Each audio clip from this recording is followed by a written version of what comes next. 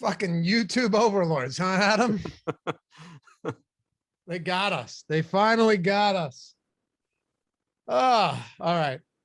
We're back. Talking Boston. I'm going to jump right into this one. Appreciate you guys hanging out and bearing with us. I don't know what happened. I actually think that I don't believe was Tyler Xander's fault. I don't. If it was, I would surely let you know. I don't think it was. I think it was YouTube or restream or something. I don't know. Who knows? But we're back and we'll make it happen. All of those over bets are voided and we'll pick them back up for next game. You've been refunded and the money is back in your account. Adam, I think we were on Boston, right? Yeah, we were wrapping up Boston. I just said Josh Richardson sucks, but that he's going to play like 30 minutes.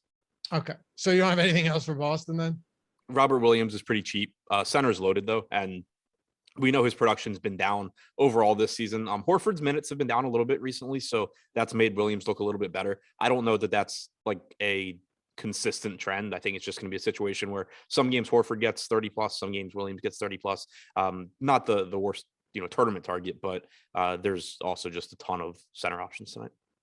Hey guys, let's get that thumbs up back up. I'm not even going to try that hard at this point. I mean, I lost my shot. I took my shot. We lost. But we were doing all right. Detroit and Cleveland. Let's get into the weeds with this one a little bit, Adam, because you've got the Detroit Pistons and the Cleveland Cavaliers in a game that has a 202 total. On the Cavs side, you're without Colin Sexton, Lauri Markkanen, and Kevin Love are still out. So that's where things really start to get intriguing. The only real thing here is you're going to be without Kelly Olynyk for like 6 weeks or more with that grade 2 MCL sprain in his knee. What are we doing with Detroit here tonight in what should be a slow-paced matchup? Yeah, overall, a pretty unappealing spot for them, but there are a couple of things that stand out. One is Kade Cunningham, 5,600 on DraftKings, I believe 5,700 on FanDuel. The price tag is slowly increasing, but I still think that there's plenty of upside here.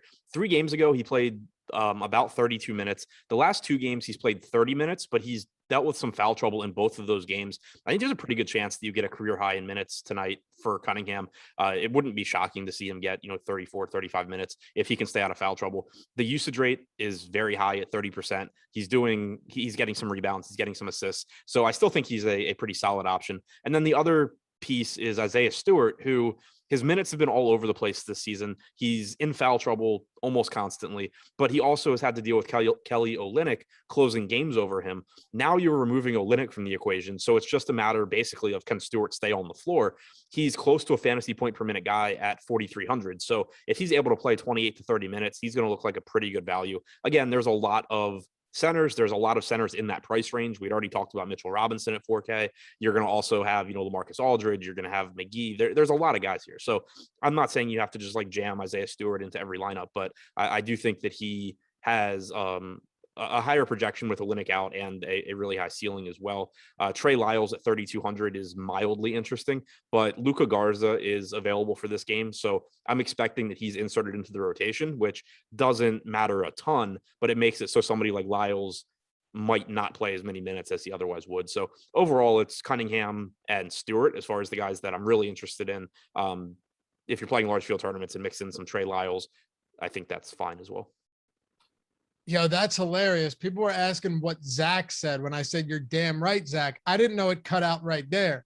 What Zach said when I said, "You're damn right," was he said, speaking of overs, make sure to hit the like to combat those YouTube overlords. That was his comment. That's what I was referring to. And they cut us right before I could get to that. We're on a delay. So now it all makes sense. It's all coming together. I thought you guys heard what I said, but apparently not. Yeah, that's what happened. So they got us, but we're back. We will not be defeated. Cleveland's really a weird spot, man. Colin Sexton being out, and then we know that Markkanen and Love have been out, but those are 3 guys that are getting considerable minutes on the season that have to be replaced somewhere and have been replaced somewhere. Starting with Darius Garland, he already plays a lot of minutes, Adam, and we saw this last year too. These guys towards the end were getting a ton of burn, but he's played 35 plus now in 5 straight games. He's right in that 35, 36 range every single night. He's not exactly the most efficient player in the world, but is there enough volume here tonight against Detroit to feel good about him? I think that the playing time makes you feel good. The matchup is nice. Cleveland's really interesting when you look at ownership, though. Garland's at 21.6% on DraftKings. I think that's a little bit high. The playing time is nice, but I think people are overestimating the impact that Colin Sexton has, or I guess I should say the impact that Colin Sexton not playing is going to have on Garland's production. This isn't the same team as last year. You have Ricky Rubio that, even though he's coming off the bench, he's still going to play a nice chunk of minutes alongside Garland. Rubio's been a higher usage guy than Garland this year. If you look at Garland's numbers this year without Sexton on the floor, his per minute production is almost identical to when Sexton is on the floor. He still has a high ceiling, but I think that people are just giving him too much of a bump for Sexton being out, when I think the biggest impact is just his playing time goes up. Similarly, Cedi Osman's projected for 15% ownership at 3,800. I think he's okay, but I think he played more minutes last game than you can expect him to play on average, because Evan Mobley was in first half foul trouble. So you had Cedi sub in for him earlier than he normally would. You got 28.5 minutes from Cedi last game. I think it's more likely you get 24 to 26 here. So I think he's a little bit over-owned as well. And then you have 21% ownership going to Rubio, 16% to Allen, 14% to Mobley. I think all of those guys look really good. Rubio played 28 minutes off the bench last game. I think that's a reasonable projection here, but there's certainly a path to more minutes potentially. He's been really good this year. Highest usage guy on this team other than Colin Sexton. Assist percentage at 36%. Without Sexton on the floor this year, he's averaged about 1.2 DraftKings points per minute. So I think Rubio still looks really good. Jared Allen has been fantastic without Lauri Markkanen and Kevin Love. His rebounding numbers go up. His usage rate goes up a little bit. He's played at least 34 or 35 minutes in every game that Love has been out as well. Jared Allen, to me, looks like one of the best plays on the entire slate, regardless of position. And then Evan Mobley typically is playing 36 to 38 minutes a night in competitive games, dealt with foul trouble in the first half last game. Cleveland didn't really do anything to make it up and get him more minutes in the second like teams normally do. But I'm not taking anything from that game and applying it to this one. I'm still expecting him to play huge minutes here. His usage rate goes up without Markkanen as well. So it's kind of weird. It's like I think Allen, Mobley, and Rubio are even better plays than their ownership suggests. And I think that Garland and Cedi are fine, but I think that they're going a little bit overrun.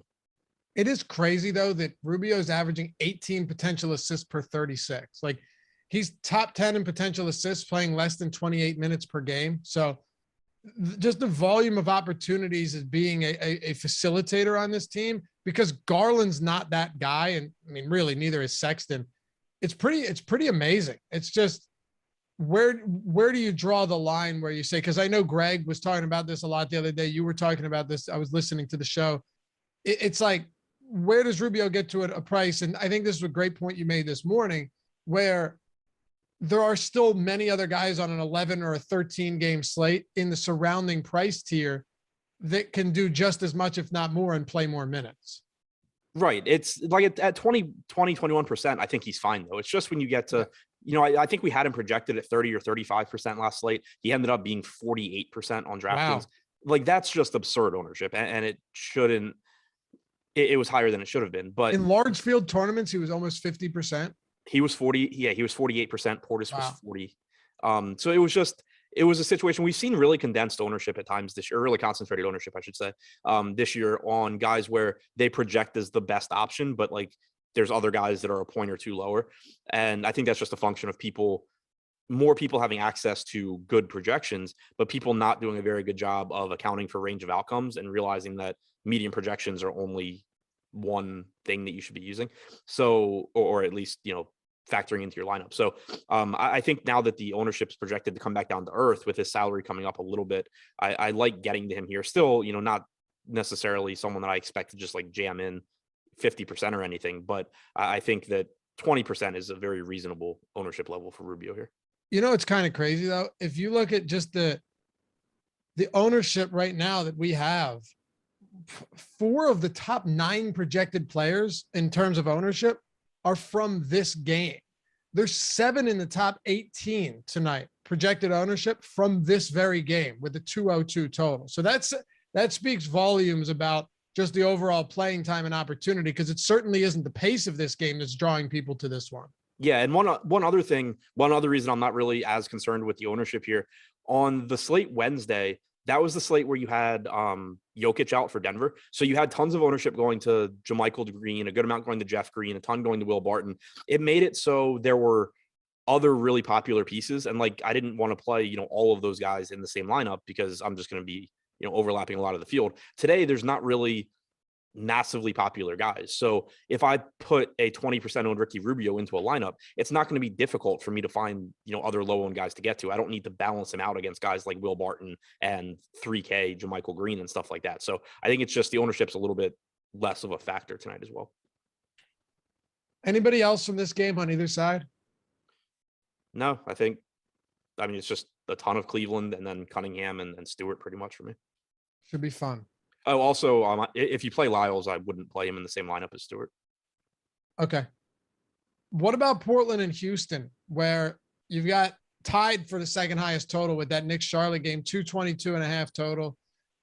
Neither team is particularly impressive, but the Houston Rockets, man, they are just ass. Like, they're playing at the second fastest pace in the league. Bad teams, by the way, that can't play, you know, quality defense and generally just struggle across the board with a low offensive rating, which the Houston Rockets certainly do. They're averaging just north of 100 points per 48 or 100 possessions. Sorry. That is going to open up some really good spots. Now, of course, ownership, salary, and just the team in general they're facing plays a lot into it, but Houston is playing at the second fastest pace in the league, and they're awful. So on all fronts, they're going to open things up. I mentioned to you this morning, they've also been blocked at the second highest clip. They've allowed the most opponent steals, and it's not even close this season. So you can really collect fantasy production any way you want against Houston in a fast-paced spot. With that in mind, though, is there anyone from Portland that you look at and you say, you know, I really got to get to them today? I think Lillard on FanDuel looks really good at 8,500. 9,800 is a pretty tough sell on DraftKings. He still has a really high ceiling, but there's just a ton of guys in that price range that look a bit better than he does. McCollum's priced up as well. You know, again, high ceiling, but I think appropriately priced now. Where I start to get interested is, Yusuf Norkich, I think it's a really good spot. The issue with him is just there's no reason to think he's playing more than 26 or 27 minutes based on what we've seen Portland do with him so far this season. He can go nuts over that time, but there's a lot of opportunity cost tonight at the position. Looking to some of these cheap guys, though, in a fast-paced game, Covington at 4,200 has been absolute garbage this year, but he's likely to play a lot of minutes here. Norman Powell is questionable. If he sits, there's even more minutes available. Anthony Simons is averaging about 23 minutes per game. He's close to a fantasy point per minute guy. Unlikely to be someone that breaks a slate because he's going to be playing all of his minutes with at least one of Lillard or McCollum on the floor. But, you know, there's still minutes there. It's still an appealing game. And then Larry Nance at 3,100 is someone that I've kind of just been waiting to break out. I've been kind of surprised he hasn't been better in Portland so far. He did play a ton of minutes last game. That mostly came at the expense of Covington. So I don't think that it's likely that Nance, you know, plays another 26 minutes, I think it was, but he's only 3,300, not a lot, or 3,100 rather. Not a lot needs to go right for Larry Nance to have a really good game against Houston at 3,100. So certainly not anyone I'm looking to in cash, not anyone I'm looking to, you know, with high frequency in tournaments, but I do think there's a pretty high ceiling for him if things break his way. I like that. I have no issues with that whatsoever. Let me ask you something. What was the specific reason that he got those additional minutes last game off the bench? I'm not sure. My guess is typically just that Covington sucks. Okay. I wasn't sure. I hadn't checked to see if it was foul trouble or anything. No, it wasn't that. I think it was just, he also played, I think he played relatively well. He was -5 though. So I don't know. But yeah, he got minutes at the end over Nurkic. He got a lot of minutes over Covington. Where it really came from is Covington only played 3 minutes and 10 seconds to open the third quarter. It wasn't fouls though. He just got taken out really quickly. What happens if Norman Powell, dealing with the quadricep injury, is out of this one? He's questionable right now. It seems like he's a legitimate questionable too. I would expect Nas Little to start, in which case he looks like a good value at 3,200. It would also potentially open up more minutes for guys like Nance or Simons. But I think based on what we saw previously, I think Little would get the start and become a good value. Yeah, because Powell already missed a start or two, right? Yeah. Anybody else from Portland? Nope. All right, let's get to Houston then. Christian Wood obviously headlining this team, but his price is sitting up quite high And then you've got your Jalen Greens, your Jayshawn Tates and such in that 5K range. Anybody you like from Houston tonight? Yeah, actually, Jalen Green at 5,200, I think is pretty interesting, assuming he's not going to get much ownership. I don't have a lot of confidence in him, but he does play big minutes in competitive games. He's only 3% owned on DraftKings, and you're starting to get at least a little bit of a gap where, Kade Cunningham is $400 more expensive now. Rubio is $500 more expensive. I think those guys are both better plays, but there's going to be some lineups where you just can't find that extra salary. And so getting a little bit of a gap between them is going to make Green look a little bit better. Kevin Porter Jr. is pretty cheap, playing big minutes in competitive games as well. Jayshawn Tate is averaging about 0.9 fantasy points per minute this year. He's likely to play 28 to 30 minutes. It's just, secondary pieces, but this is another team that across the board, they're really low owned. And I think that their prices are a little low given the amount of minutes that they play in competitive games and the type of ceiling that they offer you. Any priorities from this one, either side? No. Favorite play from either side, just so we can cover all our bases here. Yeah. I think Jalen Green on DraftKings at 5,200. Okay. We talk a lot about Yahoo Fantasy Sports and the promotion that we've got going on with them because it's ridiculously good.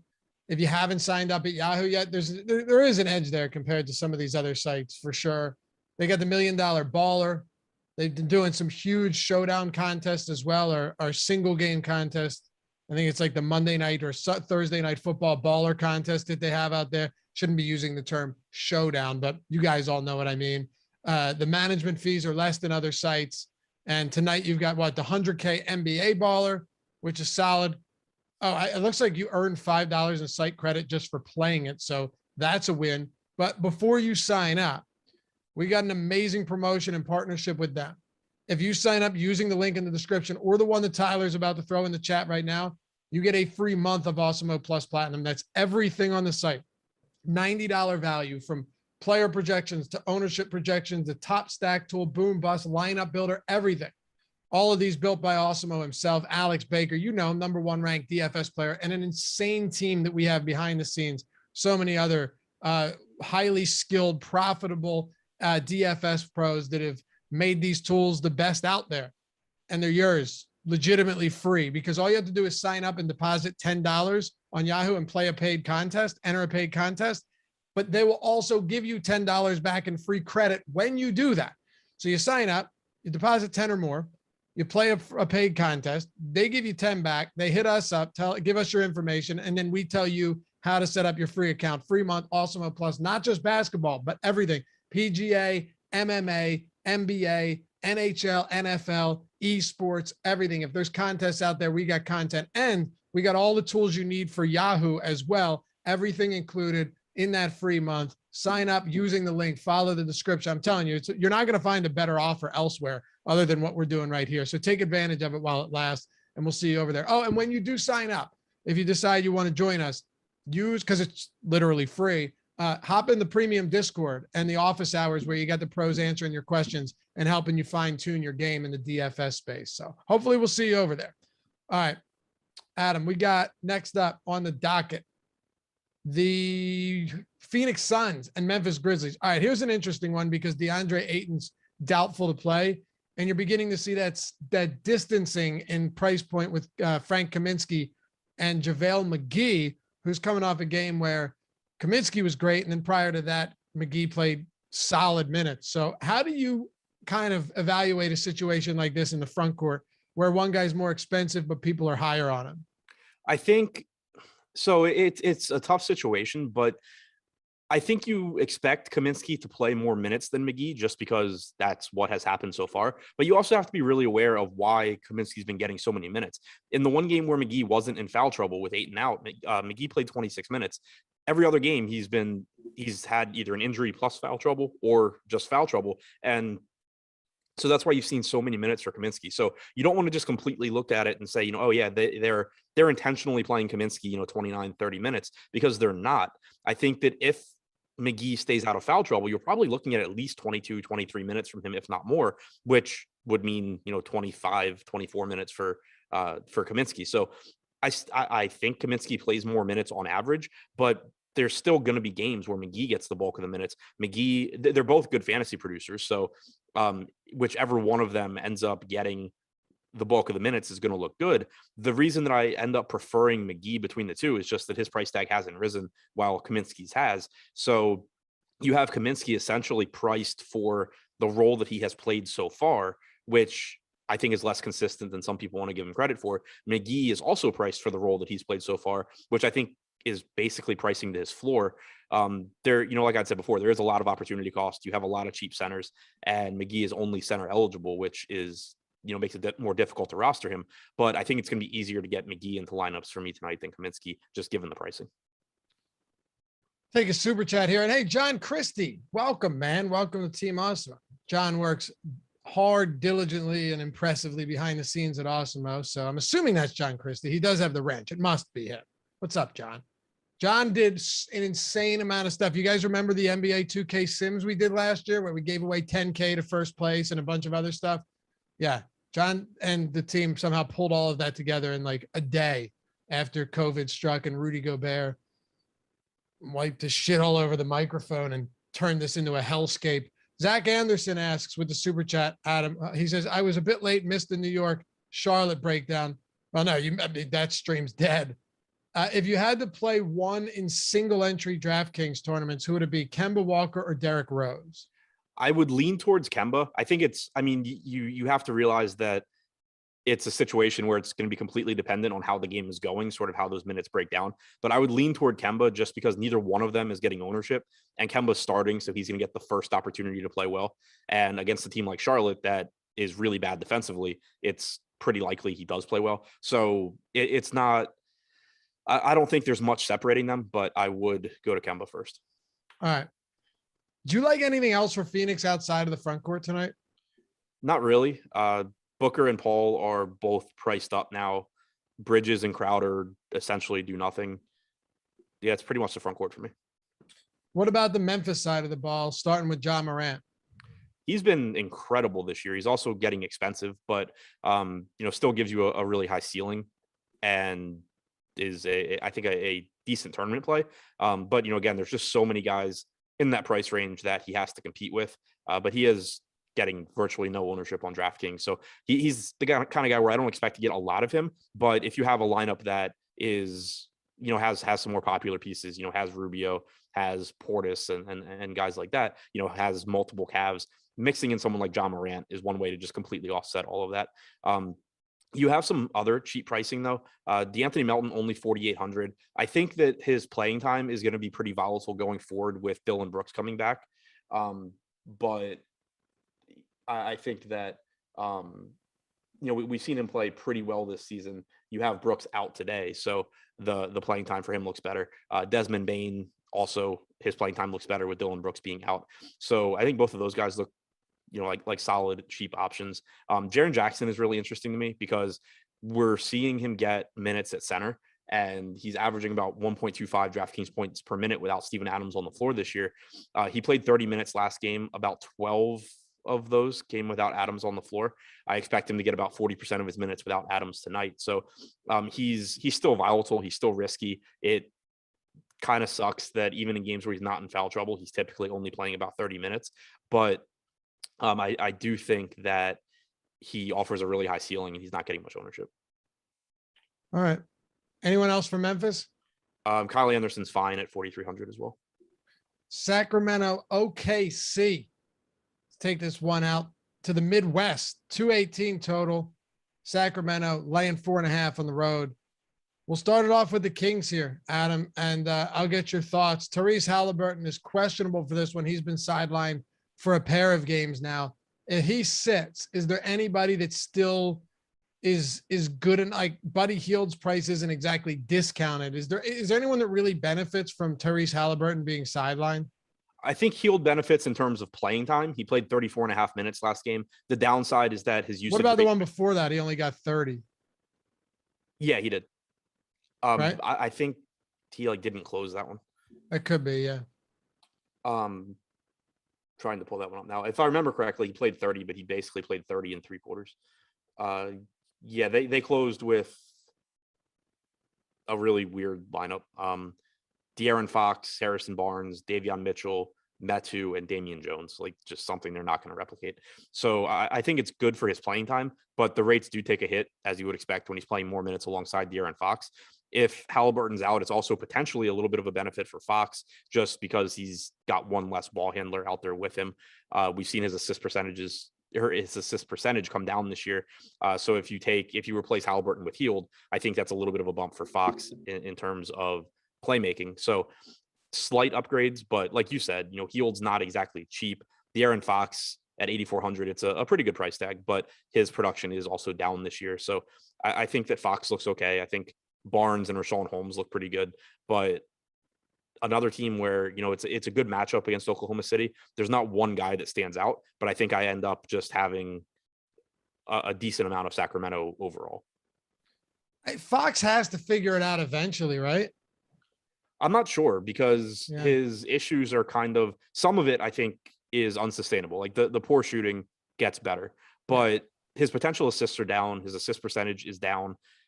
So I also think that there's a pretty good chance he ends up producing at a lower level this year than he did last year. But I think his production goes up from this point forward. So then maybe 8,400 on a slate that's so deep isn't that great. Yeah, it's I think a pretty neutral price on him. Okay. And plus, if you look at his last two games, I know he did have 37 points against the Spurs, but he has 10 stocks and 6 blocks over his last two games. If you want to talk about unsustainable, he's not going to average 3 blocks per game ever. So just another spot to keep in mind there. The Oklahoma City Thunder. And hey, stick around after the show. Got Greg Ehrenberg and your old pal EMAC coming up, making a spot start here. We know it. EMAC 2024. Welcome him in at 6 o'clock. Once we sign off here, we'll be on the exact same stream, assuming it holds up. And Tyler Xander will be with you producing, hoping nothing goes wrong. What do you think about the Thunder against this Kings team today? I think it's a pretty good spot for him. Gilgeous-Alexander at 8,800 looks pretty good. When games are competitive, he plays a lot of minutes. And so even though his assist percentage is down a bit this season as a result of Josh Giddey taking a lot of assists, he's still a good per minute producer. He's likely to play a lot of minutes in this game. So SGA looks pretty good. Giddey as a secondary option, I still think is fine. He's likely to play about 30 minutes. He leads the team in assist percentage. Darius Bazley at 4,900, I think is a little bit underpriced. We've seen his playing time come up a bit lately. I think that if this game's competitive, he's likely to give you around 32 minutes. Lou Dort is okay. He's not a high usage guy, but he has been playing around 34 minutes in competitive games.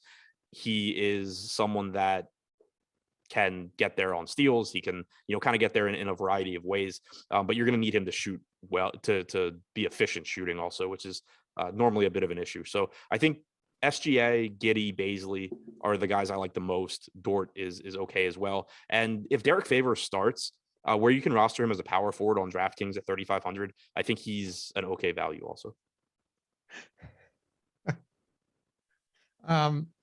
Someone asks, why is I'm not even laughing at the comment. Why is Dort's goofy ass getting so much ownership? His bricks hit harder than Russell Westbrook's 3-pointers. Don't speak ill of the next Kawhi Leonard is what Adam would tell you. Yeah. Dort's going to be a star, I think. Still in on that? Yep. Can't bail now. All right. You saw that screen name? Yeah. So I guess when we're looking at ownership for this, I want to point this out, right? This is one of those odd slates where you've got you got high ownership, high projected ownership on OKC players, some of the highest. The Detroit-Cleveland game, some of the highest ownership on the slate. Usually when you would see something like that, Adam, where a lot of these 4K guys, low 5K guys, right, are getting a ton of love from the field, you would think that you would have a lot of high ownership among some of the top priced guys because the whole objective is to fit them in by getting some cheaper options. But there's so many top priced guys that I don't think it's that people aren't going to them. It's just there isn't a clear top option today in the top range of players. Is that fair to say? Yeah, and it's also normally you see it play out that way because the mid-range guys are priced pretty correctly. And normally the guys at the top are underpriced. Like normally you have, Giannis at, let's say 11-1 and you have Jokic at 10-7. Those are all too cheap for the level of production they give you. Now that they've bumped the pricing on those guys and you have to pay close to $12K for, Jokic and Curry and Giannis, you're more likely to go more balanced because you can get a little bit more upside from going to those guys since the guys at the top aren't underpriced anymore. Anything else for the Oklahoma City Thunder? No. All right, let's move on now. We're actually not making bad time. I'm semi-impressed with what we've done throughout this show, despite all the technical difficulties. Hit that thumbs up too. Almost at 300, 21 to go before we get there. Appreciate you in advance for helping us after a colossal disaster on the opening stream. Brooklyn, New Orleans Pelicans. Brooklyn Nets favored by 7.5 in New Orleans at the Smoothie King Center, 211.5 total. We had a good conversation on this morning for anybody that watched. If not, we can recap some of it now. But the prices on guys like Durant and Harden, they're the only two guys you're really ever considering for this team. But Harden, by his own standards, let me be clear here, has not been that great this year. Do we want to still say, all right, you know what? There's a bad Pelicans team. These are still the only two guys that really do any of the heavy lifting for Brooklyn. Maybe it's a good time to take some shots here. Or are there just better spots? Sorry, better spots to go. So I think there are better spots, but one thing that makes Harden a little bit more appealing tonight than he has been recently is Durant's salary jumped to 11-1. Harden's only 10-4. So for one, like Durant's the better fantasy producer between the two. So when they're similarly priced, it's really difficult to recommend Harden. But then also with most of the stars now being between 11 and 12K, you are getting a little bit of a discount to Harden at 10-4. So whereas if those guys were, if Giannis and Jokic and all of them were 11-2, 11-3, it's not that difficult to get from 10-4 to 11-3 and get a much better fantasy option than Harden. It's more difficult to get to almost 12K. You typically have to sacrifice a little bit more. So it's going to make Harden just relatively look a little bit better. Still not a great play, I don't think, but only projected for 8% ownership. I think that seems reasonable to me. Durant, the better fantasy producer, also more expensive, projected for 7% ownership, also seems reasonable. It is a good matchup, like you said. There's just so many options at the top. It's going to be tough to get a lot of these guys. Bat Jones 22 coming in with a different name, saying Reldats Nivik, which backwards, of course, is Kevin Stadler. This has been his gimmick for quite some time now. Thanks for the super chat, pal. Appreciate you. We've got another one here. Bull or Timothy Luwawu-Cabarrot or Kevin Stadler in cash. Just wanted me to see that. And then Zach, oh no, we got that. Okay. I wanted to make sure we got all the super chats, and thanks for getting us over 300 likes as well, guys. The rest of Brooklyn, like, is there anything to talk about here? LaMarcus Aldridge at 4,100. We talked about him a little bit this morning. He's a good point per dollar option here. He's typically playing 23, 24 minutes. He's producing at a really high level this year, and he's still cheap. The reason that I think he's just like an average play as opposed to a really good one is that we haven't really seen anything to suggest that it's possible for him to play 28 or 30 minutes in a normal game. So even though he projects well, he doesn't give you that same type of ceiling that most players would, because assuming he's got some sort of a minutes cap, essentially, you can only do so much in 24 minutes. And on a slate this big, if he gives you 34, 35 fantasy points at 4,100, of course you take that's good, but it's unlikely that is required to win a tournament. And if he's only going to play about 24 minutes, it's unlikely he's capable of giving you a score that is required to win a tournament. So I think Aldridge is fine.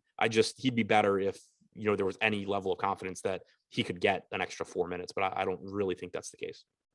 With the Pelicans, we know Brandon Ingram practiced fully yesterday, which is good. He's seen a somewhat extended hiatus since injuring that hip. Do you have him projected in tonight? Yeah, I've had him projected in for I think each of their last 3 games, and it doesn't mean much. Yeah, but since he practiced yesterday, I have him in for now. You think it'd be limited? I mean, hip injuries are kind of weird. I gave him 30 minutes. I don't really know. He's been out a while though. So does it make any difference for you tonight in terms of fantasy appreciation for any of these guys? Yeah, it makes a difference for pretty much all of the starters. Joe Val's getting expensive. I think that he's still fine if Ingram plays, but that's why I was asking, by the way, just because I know a lot of these price tags get spiked when a player like Ingram goes out and then they don't come back down once he's in for a while. Yeah, exactly. So Valanciunas has averaged 1.32 DraftKings points per minute in the 6 games he's played with Ingram. He's at 1.36 without him. So the average production has actually not changed that much, but his usage rate jumps 3 points. His rebounding percentage goes up a little bit. His assist percentage goes up a few points. So the ceiling and the opportunities that are there definitely increased without Ingram. So if Ingram's in, I still think 9,300 for Joe Val is fine. He's still a very good fantasy producer. He's still playing a lot of minutes, but I like him quite a bit more if Ingram is out. Same can be said for Devontae Graham and Nickeil Alexander-Walker, even Josh Hart. These are all players that even, at their current price tags, they're fine in tournaments anyway. Even if Ingram is in, you certainly still have a ceiling from Devontae Graham. Nickeil Alexander-Walker went absolutely nuts in his last game, but there's just more usage to go around if Ingram sits. Those guys are going to have the ball in their hands a bit more if Ingram sits. So whereas I think Valanciunas, Graham, Alexander-Walker, Hart are just secondary options if Ingram plays, I think they start to move up the board a bit if Ingram is out. Top plays from this game, if any? Joe Val. Yeah, I think Joe Val's the top guy. Okay. Dallas and San Antonio. We got 4 games to go here. We'll toss it over to Live Before Lock after that. Dallas Mavericks, biggest or highest ownership here is going to not Luka by any stretch. Luka's not getting a ton of ownership at all today. Like we said, a lot of those top tier players really flat ownership, but Kristaps Porzingis is getting north of 20 right now. Adam, I don't know what to say about this guy. Like he's fine. He's better than he was in the postseason last year, right? And he's still getting some opportunities, but the price point's fine too. I have such a tough time getting excited about Porzingis, and he honestly feels like, God, it looks like Tyler's inside of a black hole right now. I was about to say the same thing. What? I was about to say the same thing. Yeah, what was that? It honestly feels like how you talk, how you talk about Chris Boucher, who, of course, ended up actually getting those minutes yesterday, but everyone just wants to get Chris Boucher and believe that he's going to be amazing. I feel like people are still, and this is not me saying don't play Porzingis, to understand it, but I do feel like there's a large contingency out there that constantly feels like, those 60-point Porzingis games are still in the cards. Maybe they are, but we haven't seen it in a while. So here's my thing with Porzingis. I think I'll start this by saying I think he's a very, very good play at 6,600. I do too, but I don't know if he's a necessity. Right. To me, this is just one of those kind of weird ownership spots where he's projected for 20%, which is fine. You don't have to, I'm not saying like if you play Porzingis, it's a bad play or anything. I had like 20% of him last slate when he was 1% owned. It's just that while he projects a little bit better than guys like Jaren Jackson, Evan Mobley, etc., I don't think the range of outcomes is wildly different. And so it's just one spot where, again, not that you have to do it, but it's one spot where I think it's just profitable long-term to say, okay, this group of guys, there's a lot of guys in this price range that are essentially the same play. Maybe Porzingis looks a little bit better, but not that much better. And if the field is if 20% of the field is going to play Porzingis and, 7 or 8% or whatever it is going to play Jackson and 12% is going to play Mobley, maybe I'll play 20% Mobley and, 15% Jackson and cut Porzingis back to like 8%. It's again, not that you have to take that spot, but it is just one spot that I think stands out to me as far as a situation where it seems like people are likely to take the fact that Porzingis's medium projection is a little bit better and push that probably a little bit too far in tournaments. Jordan Lockhart, appreciate you, man. Thanks for the content, gents. As always, appreciate the input. If you aren't subscribed yet, why aren't you? Get on board, people, says Jordan. Yeah, Jordan's won like 300 grand over the last 2 weeks. So I agree. Thanks, man. All right. So outside of Porzingis, do you look towards Luka? Is there anyone there? Anybody on the Spurs that stands out to you? Yeah, so I mean, Porzingis is the guy that really stands out. I think Luka clearly is fine, but so are a million guys up there. Jalen Brunson's likely to play around 30 minutes. Again, he's about a fantasy point per minute guy, priced about where he should be. On the San Antonio side, I think that it's another team that's like priced correctly. DeJounte Murray's got a very high ceiling at 9,400. Dallas is a slow team though, so that is unfortunate for Murray, but he's averaged about 1.3 DraftKings points per minute so far this season.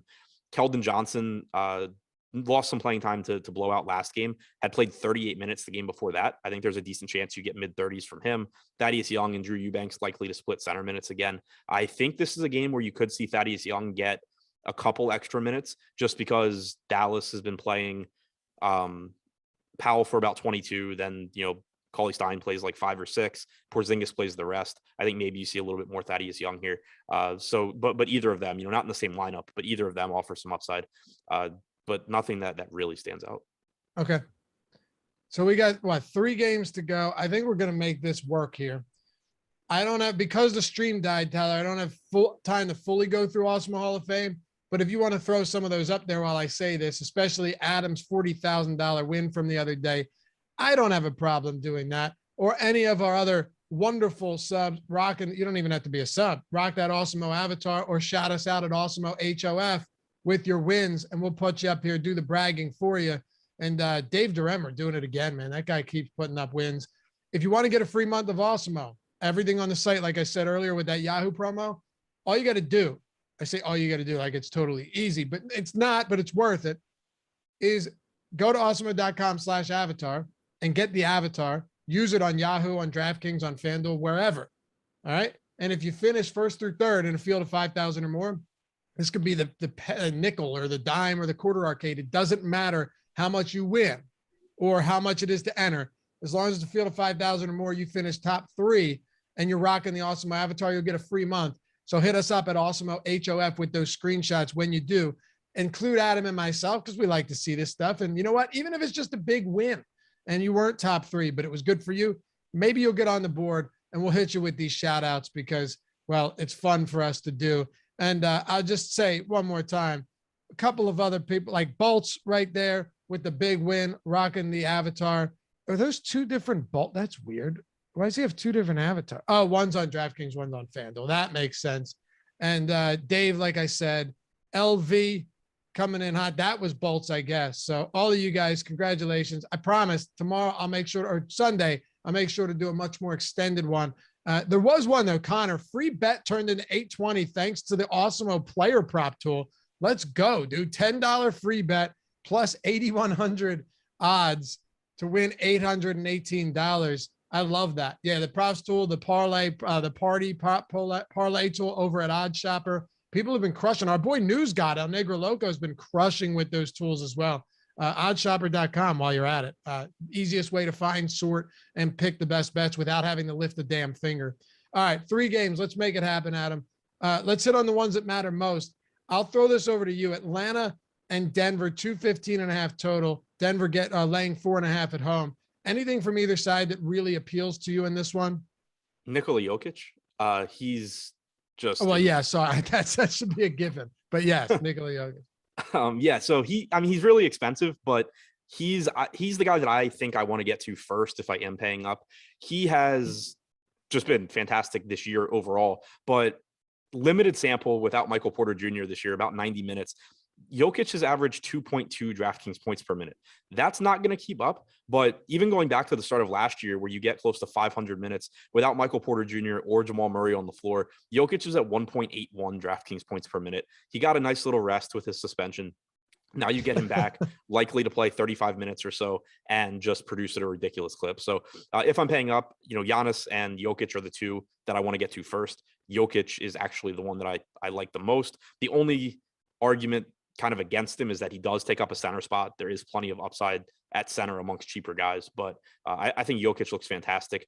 Other than that, there's not a whole lot for me from Denver. Will Barton's price tag has come up and now Jokic is back. Aaron Gordon probably going to play more minutes with Porter out, but I don't think his production changes all that much.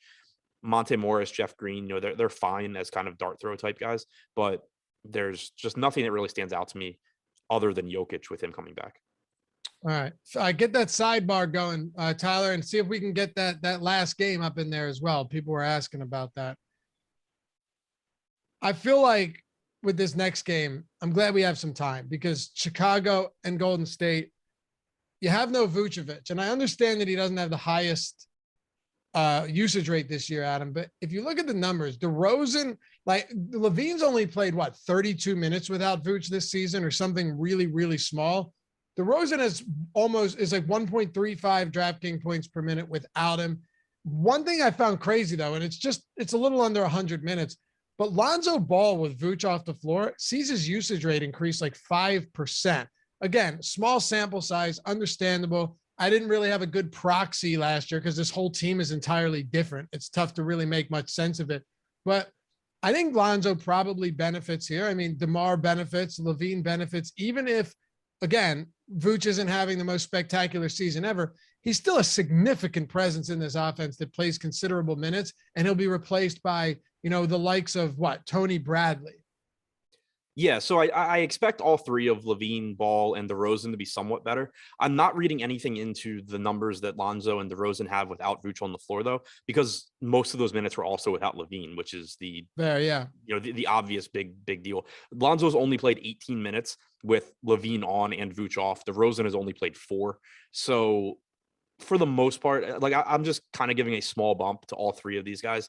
It is still a nice gap in usage between Vucevic and Tony Bradley, assuming Tony Bradley starts. So there is, extra production to go around for those guys, but I don't want to read too much into what they've done without Vooch just because it's typically also been without Levine. Yeah, that's a fair take. You're right. I forgot about the Levine absence for sure.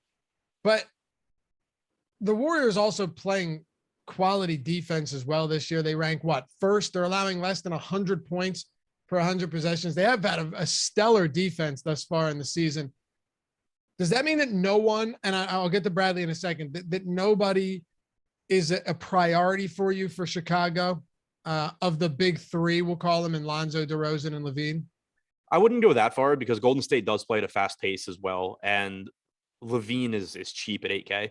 I do think this is another team, though, where I don't want to take anything away from Levine or take anything away from DeRozan. I think that they're good plays. I don't want to talk anybody off of rostering them, but they're getting a lot of ownership and they're in a price range where there's just a lot of guys that can do the same thing.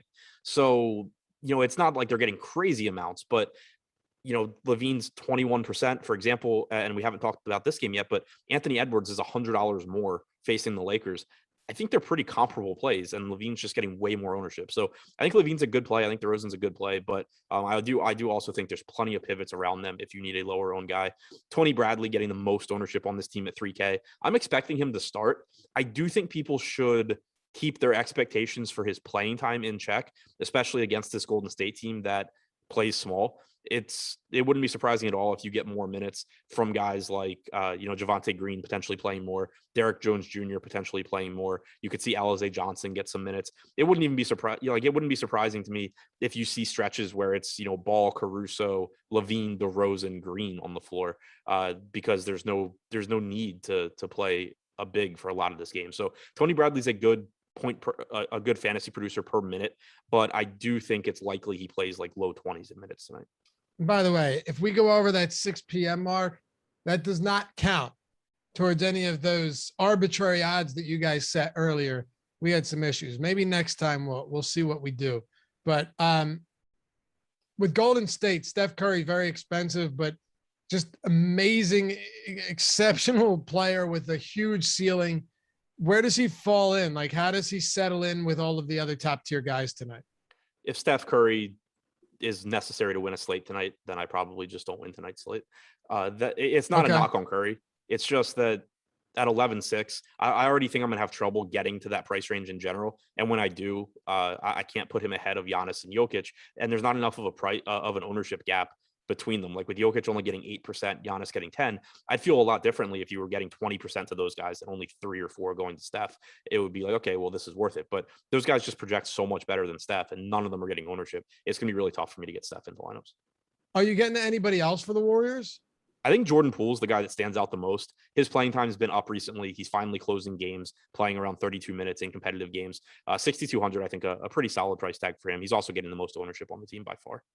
Weatherman, thank you for the super chat. Says DraftKings, Lonzo and Julius Randle or DeRozan and Anthony Edwards? Adam? Lonzo and Randall or DeMar DeRozan and Edwards? I like the DeRozan Edwards side. I like both of them, but I like the DeRozan Edwards side a little bit more. To answer the second part about picking up rebounds, yeah, like Lonzo is a good rebounder. The issue is for whatever minutes Tony Bradley's out there, he's probably going to get most of Vooch's rebounds. But I do think that considering this game is likely to be played small, I think that it is just a good rebounding spot for Lonzo. All right, let's wrap it up with this last one. Minnesota and the Lakers. And hey, while you're waiting after we close this in the minute or two it takes for Emac and Greg to come on screen and take you up to lock, why don't you go over to Awesemo and open up some of the tabs, like the ownership rankings, totally free over at Awesemo today. If you're playing NHL, ownership rankings, MMA rankings, and top stacks tool for NFL, also free today. All of that stuff. Take a gander. You don't need a sub, but if you did, in fact, want a sub, use the promo code NBA Live, all one word, all caps at awesemo.com/join. Get you 25% off your first week of Awesemo Plus. Every sport, every tool we have, 25% off. Minnesota, speaking of Anthony Edwards, Adam, coming off of a stellar performance. I mean, it's the best he's ever had. 48 points, 16 to 27 shooting. Dude lit it up against the Golden State Warriors, who we just touched on. He's been phenomenal. He's getting huge minutes. It's like 8,100 for Edwards right now actually feels really fair with how well he's played. Yeah, and like I said, I understand why Zach LaVine is getting the ownership he is at 8K. I don't understand why he's getting twice as much as Anthony Edwards, because I think Edwards is in a very good spot as well. The Lakers are the fastest team in the league. Anthony Edwards is playing huge minutes. Even in the games that D'Angelo Russell has played this year, he still has a 31% usage rate. I think Edwards looks really good. Again, in cash games, I would get to LaVine before Edwards, but I just think that they are very, very comparable in terms of projection, range of outcomes, all of that. I wouldn't hate doing something where if the field's going to play twice as much LaVine as Edwards, I play twice as much Edwards as LaVine. I think that's one reasonable way to approach it, but I really do like Edwards here. I also really like D'Angelo Russell at 7,200. He's still priced for, prior to his injury, he was playing 29, 30 minutes a game. In the 2 games since he came back, he's played about 35 and 34 minutes in regulation. D'Angelo Russell is just underpriced if he's going to continue playing 34 or 35 minutes. So I think that's a really, really good price tag on him. I like Russell a lot. And then also Patrick Beverley has been starting alongside Russell. He's playing big minutes, played about 29 and 34 minutes in regulation in those 2 games. He's still producing with Russell on the floor. This is also a very high upside spot defensively. Plenty of steal opportunities for Patrick Beverley going up against Russell Westbrook. So Edwards, D'Angelo Russell, Patrick Beverley all look like really, really good plays to me. We appreciate you guys coming back to the new stream after it died. We still got almost 2,400 watching. Hit us with 500 likes before we flip this over. Adam, close us out with the Lakers, and we'll throw it over to Live Before Lock. They'll take you up till 7. So apparently Giannis is out, so definitely tune into Live Before Lock for their take on that. Yes, he is. As far as the Lakers go, Davis and Westbrook, always good options with LeBron out. Not priorities for me, but if you get there, that's fine. You are getting a little bit of a discount off of Jokic at the top. Melo looks okay. Injury wise, pay attention to the Rajon Rondo news. We know that Reeves is out. Last game, you got a bunch of minutes from Monk. He played really well. Wayne Ellington is someone that I am bullish on going forward as far as a fit on this team. He's not a great fantasy producer, but he is cheap. He did play 22 minutes last game. So I don't think that outside of Westbrook and Davis, there's much for me from the Lakers, but I do think, especially if Rondo's out, you could certainly get back to a $3,600 Monk or, throw some darts at a 3K Ellington. That guy that everyone was calling fake news earlier was seeing the future. I didn't see somebody say that. Apologies in order. We'll see you guys soon. Thanks as always for hanging out. Stick around. Greg, Emac taking you up to lock. And boys, apologies for the lateness, but life happens. You know what I mean? Peace.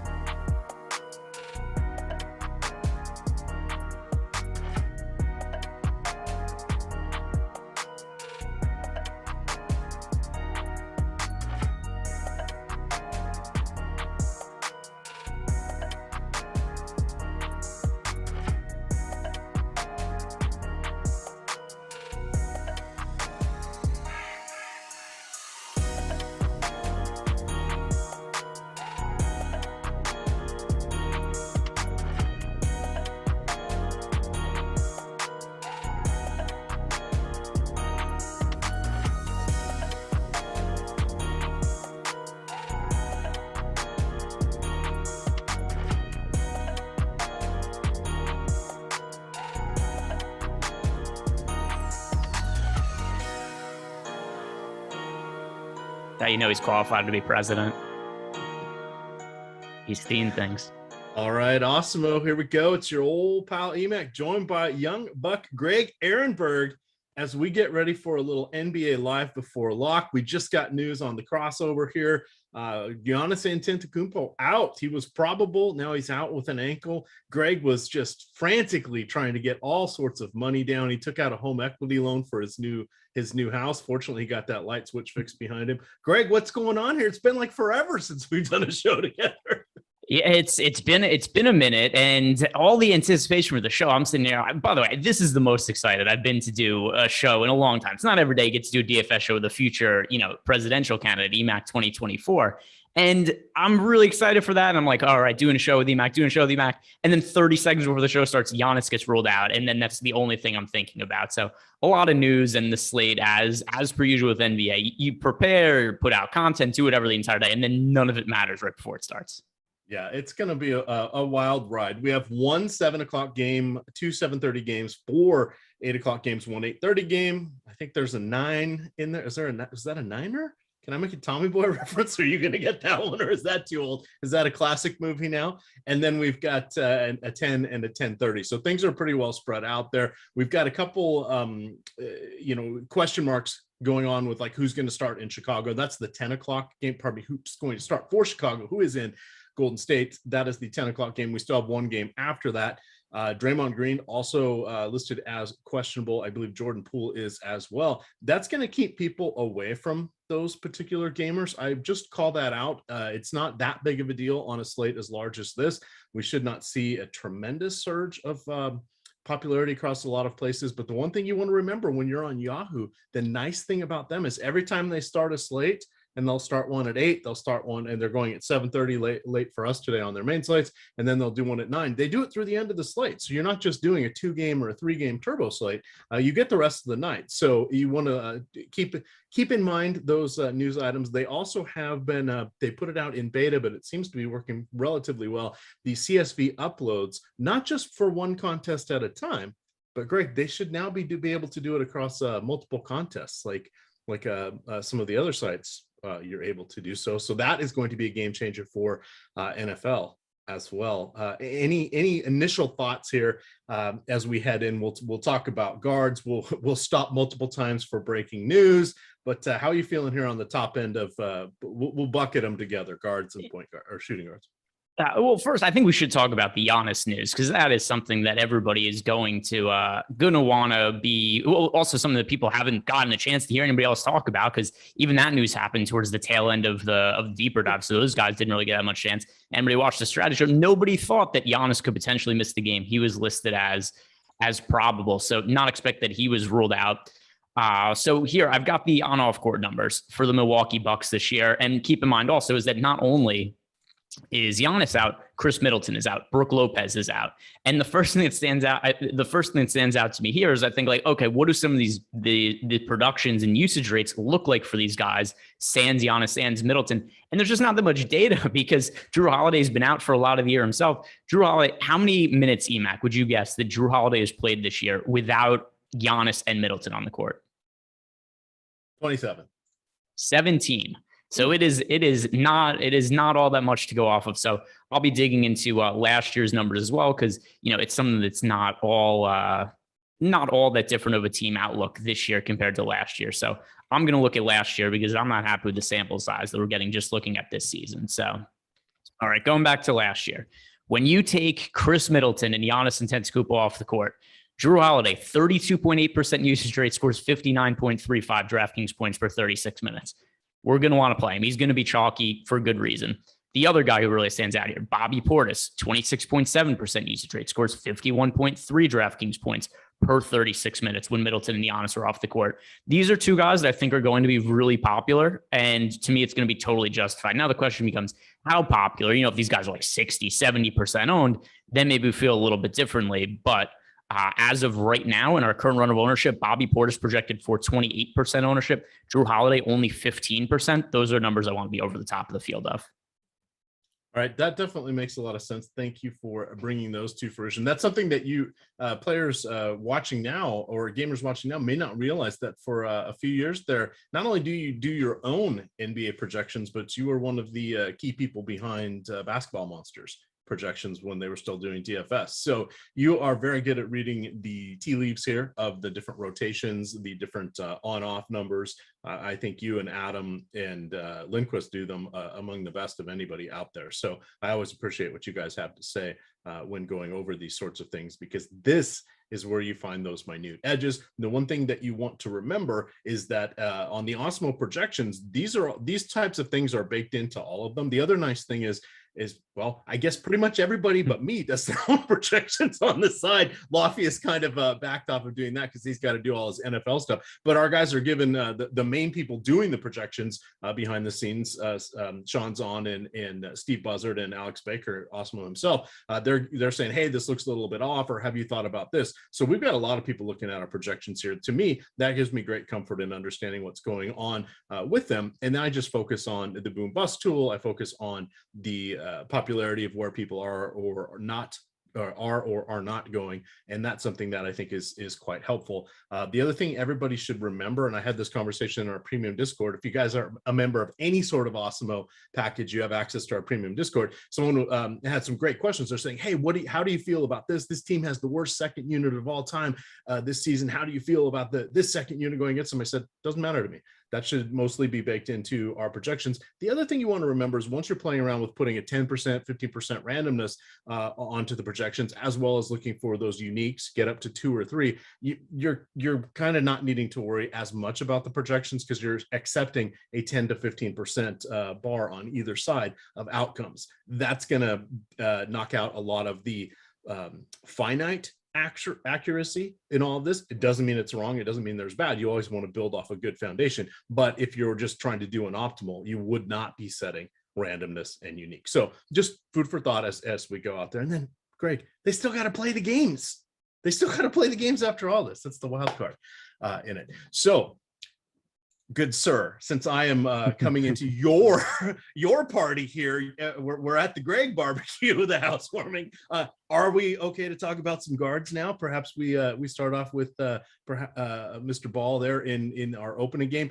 We've got some spendy options on DraftKings. That's going to be all relative. There's going to be infinite value there, so we'll want to choose who we like the best at the top. Tonight might be a game or a night where we look for maybe a little bit more synergy than we would, just for a little bit of differentiation amongst the field, or pardon me, since there already will be plenty of differentiation amongst the field, this is one way to get a little bit of an edge. I wouldn't force anything in with game stacks, but you may want to start looking and say, hey, this is an up-tempo game. Maybe I want one player from each side, or 2 from one and one from the other amongst the stars. How do you want to look at our point guards tonight, since that's where the glory boys hang out? Yeah. So like we were just talking about, we have the Honest News, and I've reran my lineups with the Bucks news accounted for, and Drew Holiday is my most rostered point guard right now. I find him very difficult to get away from, especially when you look at the ownership projections, and he's just not expected to be that popular. I'm going to refresh to make sure that nothing's changed, but 15% projected ownership on DraftKings when we've got Giannis out. When you look at those numbers that I was stating last year for Drew Holiday, the 59.35 DraftKings points per 36 minutes with no Giannis or Middleton on the court. I don't understand why he's only 15% owned right now. Over on FanDuel, he's only projected for 10% ownership. I think Drew Holiday is pretty clearly the top option on the slate when you consider those factors. So that's right where I'd start cash games, tournaments. Drew Holiday, number one guy to go to. I'm not really paying up at point guard very much today, or shooting guard for that matter. If I have to roster one guy as a spend up option, it's James Harden, but I don't have that much exposure to him because there are a lot of guys that are pretty strong plays in the mid range. Drew Holiday, for example, Bobby Portis, we're going to talk about later. So I'm finding it a fairly balanced slate for me. I was just referred to as the new guy in chat. This is awesome. I feel new guy. I feel younger. I there's a new pep in my step. This is amazing. Listen, guys, Emac is a legend, and legend is kind of a backhanded compliment, right? Because nobody becomes a legend when you're young. It's kind of a nice way to say, have aged gracefully. And Emac's a legend. Emac's legitimately been doing DFS content, probably more of it and longer than anybody else who's done it in the industry. It's pretty close. It's pretty close. There's still a few handful of people out there. Tyler says it's been first time since Vietnam I've been known as the new guy. We originated the term noobs back then. So you guys think you got them in video games? No, they've been around for a long time. So as we continue down the pricing list here, Greg, because I'm sure chat will have a lot of fun here at my expense, is there anybody standing out in the mid tier? And then we'll get to the discount dandies. You can lump in the shooting guards as well, as we're 41 minutes away here from lock. So it's going to be going quickly, and we should get this next wave of news here shortly.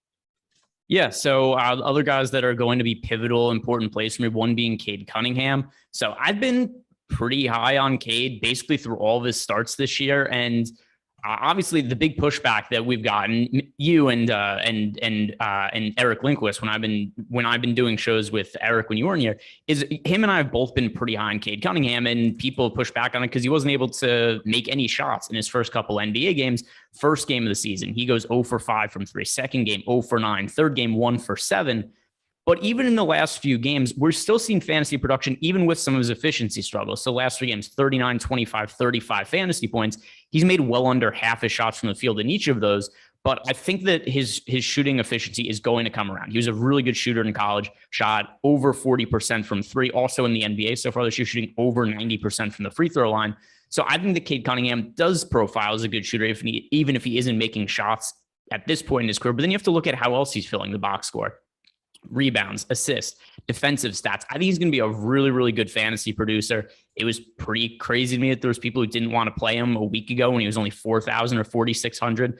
And even 5,600, I don't think is an appropriate price tag. I think this is a guy who's going to be 7,000 plus in pretty short order. So Kade Cunningham, somebody I really want to get to. And then Darius Garland, I'm also going to mention. With Colin Sexton out, I think that it just makes a whole lot of sense that Garland's going to continue to play a big role for the Cleveland Cavaliers. And I slightly prefer him as an option to Ricky Rubio. I know a lot of people were like Rubio the other day. He's not quite as popular today. But I'm expecting Rubio to continue coming off the bench and for Garland to lead the starting unit. All right, so we did just get news that Brandon Ingram not quite ready to make his return yet. That injury is now approaching 2 weeks here. Were you projecting him in or out at this moment, or prior to this information? And we should be getting an update with that news as well across the tools. For those of you playing along at home, today's free tool for NBA is the ownership rankings.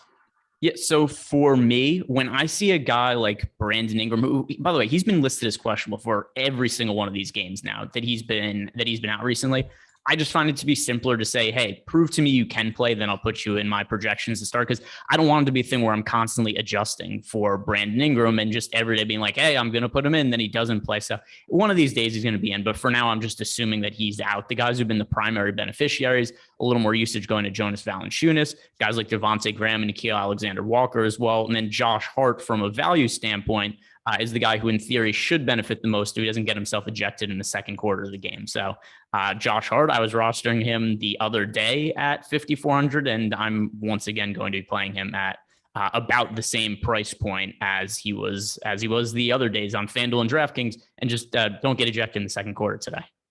All right. I had the privilege of doing the Slate Starter podcast the other night with Eric Lindquist. I'm filling in for him now because he is out. Well, we're doing a lot of musical chairs. Josh is on a little sojourn. Eric Lindquist off getting married. We were on air when that Josh Hart got tossed, or we were recording actually. So yeah, that was an exciting moment there. We just seeing the tears go down his face. He's used to this. He doesn't break character, but the tears, you can always tell. Yeah, well, he's a little dramatic, and those are real, by the way. That's actual pain from Eric Lindquist. He feels it when those things happen, as everybody knows infamously, the Paul George situation. Oh, that was one of the greatest moments in Awesemo Live Before Lock history. Let's see here. They are working on a projection update behind the scenes. Guys, they're going to keep churning these. We've got more news to come here. Again, one game locking at 7. 1 at 7:30, 2 at 8. We're going to go on an extra half hour here. We have Yahoo. They are locking their main content, or all their main slate, at 7:30 tonight to cover everything for us. So that is something that you will want to keep in mind. Tonight, the free content is the NBA rostership rankings, the NHL rostership projections, the MMA fighter rankings, college basketball projections, free for a limited time only. Those are going to be a bit of a they're not quite in beta, but Matt's busy. He's running around checking everything, and there's about 120 games in on every slate. Did everybody? No, we're still on with me, but Gregory is lost. Hey, here we go. But Tyler, you should just put yourself on the other frame there so everybody can see you silently screaming and shaking your head. That would be classic moment here. As we're waiting for Greg to jump back in here, I do want to remind you please do hit that like button. It's very helpful. We have almost 3,000 people watching. We could not be doing all of this free content if not for you. We're giving back. We've worked out a deal here with Yahoo that if you sign up through the link that is on the YouTube slot, or in the descriptions below us right here, you'll be able to see the link. Click on that, go in, create your Yahoo account, make a deposit of $10 or more. They will, one, give you $10 in site credit, and two, once you play in a paid contest and it locks, they're going to send us an email with your information that you came in on our link, and you're going to they're going to let us know that we need to give you a free month of all access, not just Yahoo tools, all access, all sports, all everything here at Awesemo. So that is something that is going to be very worthwhile for you guys. It was 2 months. We're down to 1 now. So jump in on that. Hey, if anybody's listening and not in Slack, you want to jump on in. It sounds like Mr. Airberg's power's out. So this is going to be fun. This is all EMAC all the time. EMAC 2020. Here we go. I will step aside and let you guys hurl the tomatoes, but we're going to keep marching on into this. So let me get some of my other information up here that will help me out as we start to go through things here. Important things that you need to know. I believe it is Russell Westbrook's birthday today. Could that be true? That would be something that would definitely tend to move the needle on most projections for people that are into that sort of thing. But we will continue on here. Let's get the chat out so I can see all of you guys, since I will need to be looking at a few other different screens here. All right, so we've got that up there. Fortunately, we have a lot of excellent tools here at Awesemo, so I'm going to be making use of those so I can give you all the information you need. So bear with me for one moment here while I get those set up, and we will run into these ourselves. Okay, so some of the key things that we want to know as we start to look through the guards here. It's going to be important that as things continue to shift, we maintain our flexibility, and the flexibility is going to be rather easy, at least through that first game. So our opening game tonight is Charlotte and the New York Knickerbockers. Really, the only plays I like from this particular game are going to be Bridges, that will be Ball, and it will be Randall. And aside from them, if things get crazy, if things get too much into a bit of a pinch, I've already set my lineups without that game in. So if things go sideways, I'm not going to have to worry about that. That's one thing I've learned, one, when doing shows, but two, when you have a lot of money in there and are doing your uploads, that adrenaline high is great right in those first few moments. But when you get that upload error and you have placeholder lineups in that aren't from the later games, that's going to be a problem. All right, we've got the boom bust tool updated. The ownership rankings are updated from 1 minute ago, and we have the projections updated from 1 minute ago. So let's look over here at the guards. So I'm going to go over, we're going to kind of look at some DraftKings here right now, but this will be relatively representative across the different areas. We've got Jrue Holiday is coming in as one of our highest options here. We've got George Hill, we've got Darius Garland. Those guys are all a half of Jrue Holiday's popularity. And then Ricky Rubio, back from the dead, much like Greg Ehrenberg and his power. Ricky Rubio has been doing things here that have surprised everybody. The minutes keep going down, yet somehow the fantasy points keep going up. We shouldn't see that particular mix here. So we're starting to look for some value here, Greg. I've gotten rid of the ads. We've got 32 minutes. There'll be one more ad read I'm going to sneak in there at some point. We just had our tools updated across the board. I'm sure you're working on opening those tabs, but welcome back. It's been a lot of fun. I think I need a little drink of water here. I was talking for 5 minutes straight. Go. So we're doing the show, and also now EMAC, who for whatever reason things just chaos around EMAC, which is why he's also qualified to be president. This is a man who's seen things in his day. And of all the days for my power to briefly flicker on and off, it would be with you here. And somehow still, as dark as it was here, it was not as dark as is behind Tyler. People can't see him on screen, but I don't know where he is. It could not be darker in the background. But yeah, my power just went on and off really quick, and that was a panic. But back now, good to go. What where are you at now? What have you covered? Are we still talking about guards? Or are we on? We're ready to start wrapping up the mid-tier guards. I was kind of going into the Rubios, the Pat Beverleys. We had already mentioned Kade Cunningham. We talked about how there, if things do go sideways, there is only one 9 o'clock game. Just pick players from other games. You got a gimme tonight. You could even, I wouldn't want to skip. There's a couple decent plays after that first game, but you can start to stagger your night and save yourself headaches, because there's going to be a lot of moving parts as we continue on. But wrapping up our guards here, non-Kade Cunningham, the Meltons, the Pat Bevs, Rubio, etc. Anybody that's standing out to you on any particular site. Oh, and I did mention, I think it's Russell Westbrook's birthday today.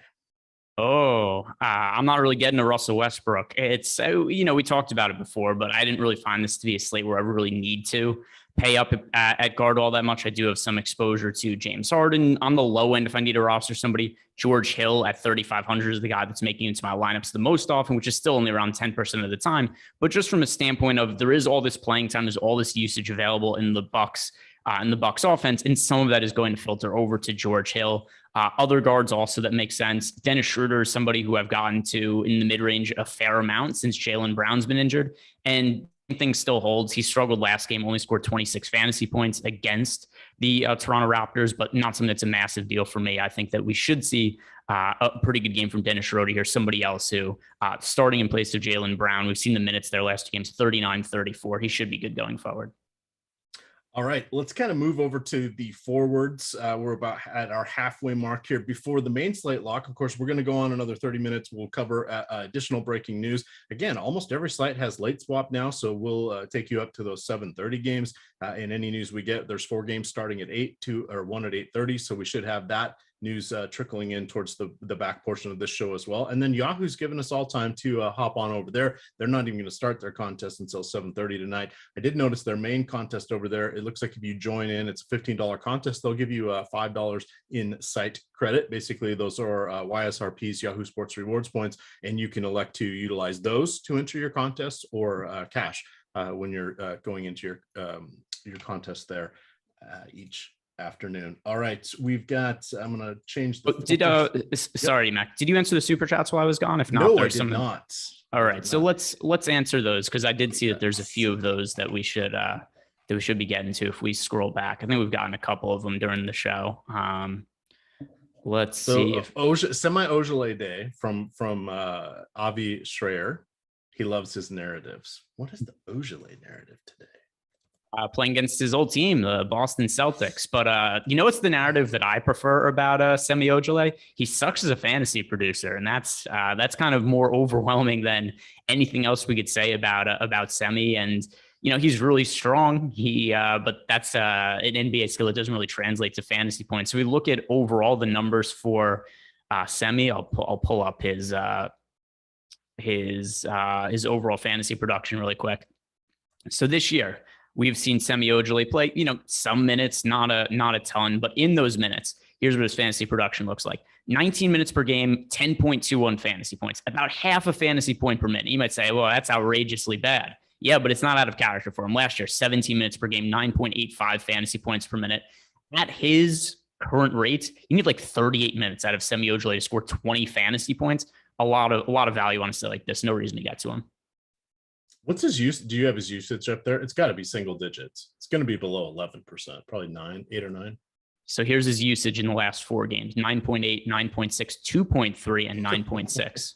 Jeez, he beat me by 2 in that other game. All right, well, good for him. Another super chat here. This is from Goody. He says, "Hey, Greg, do you still like Holiday more than Pat Bev or D'Angelo Russell tonight?" Yes. Drew Holiday is my favorite overall play on the slate. Ooh, there we go. Secret call out there. Winners across the board.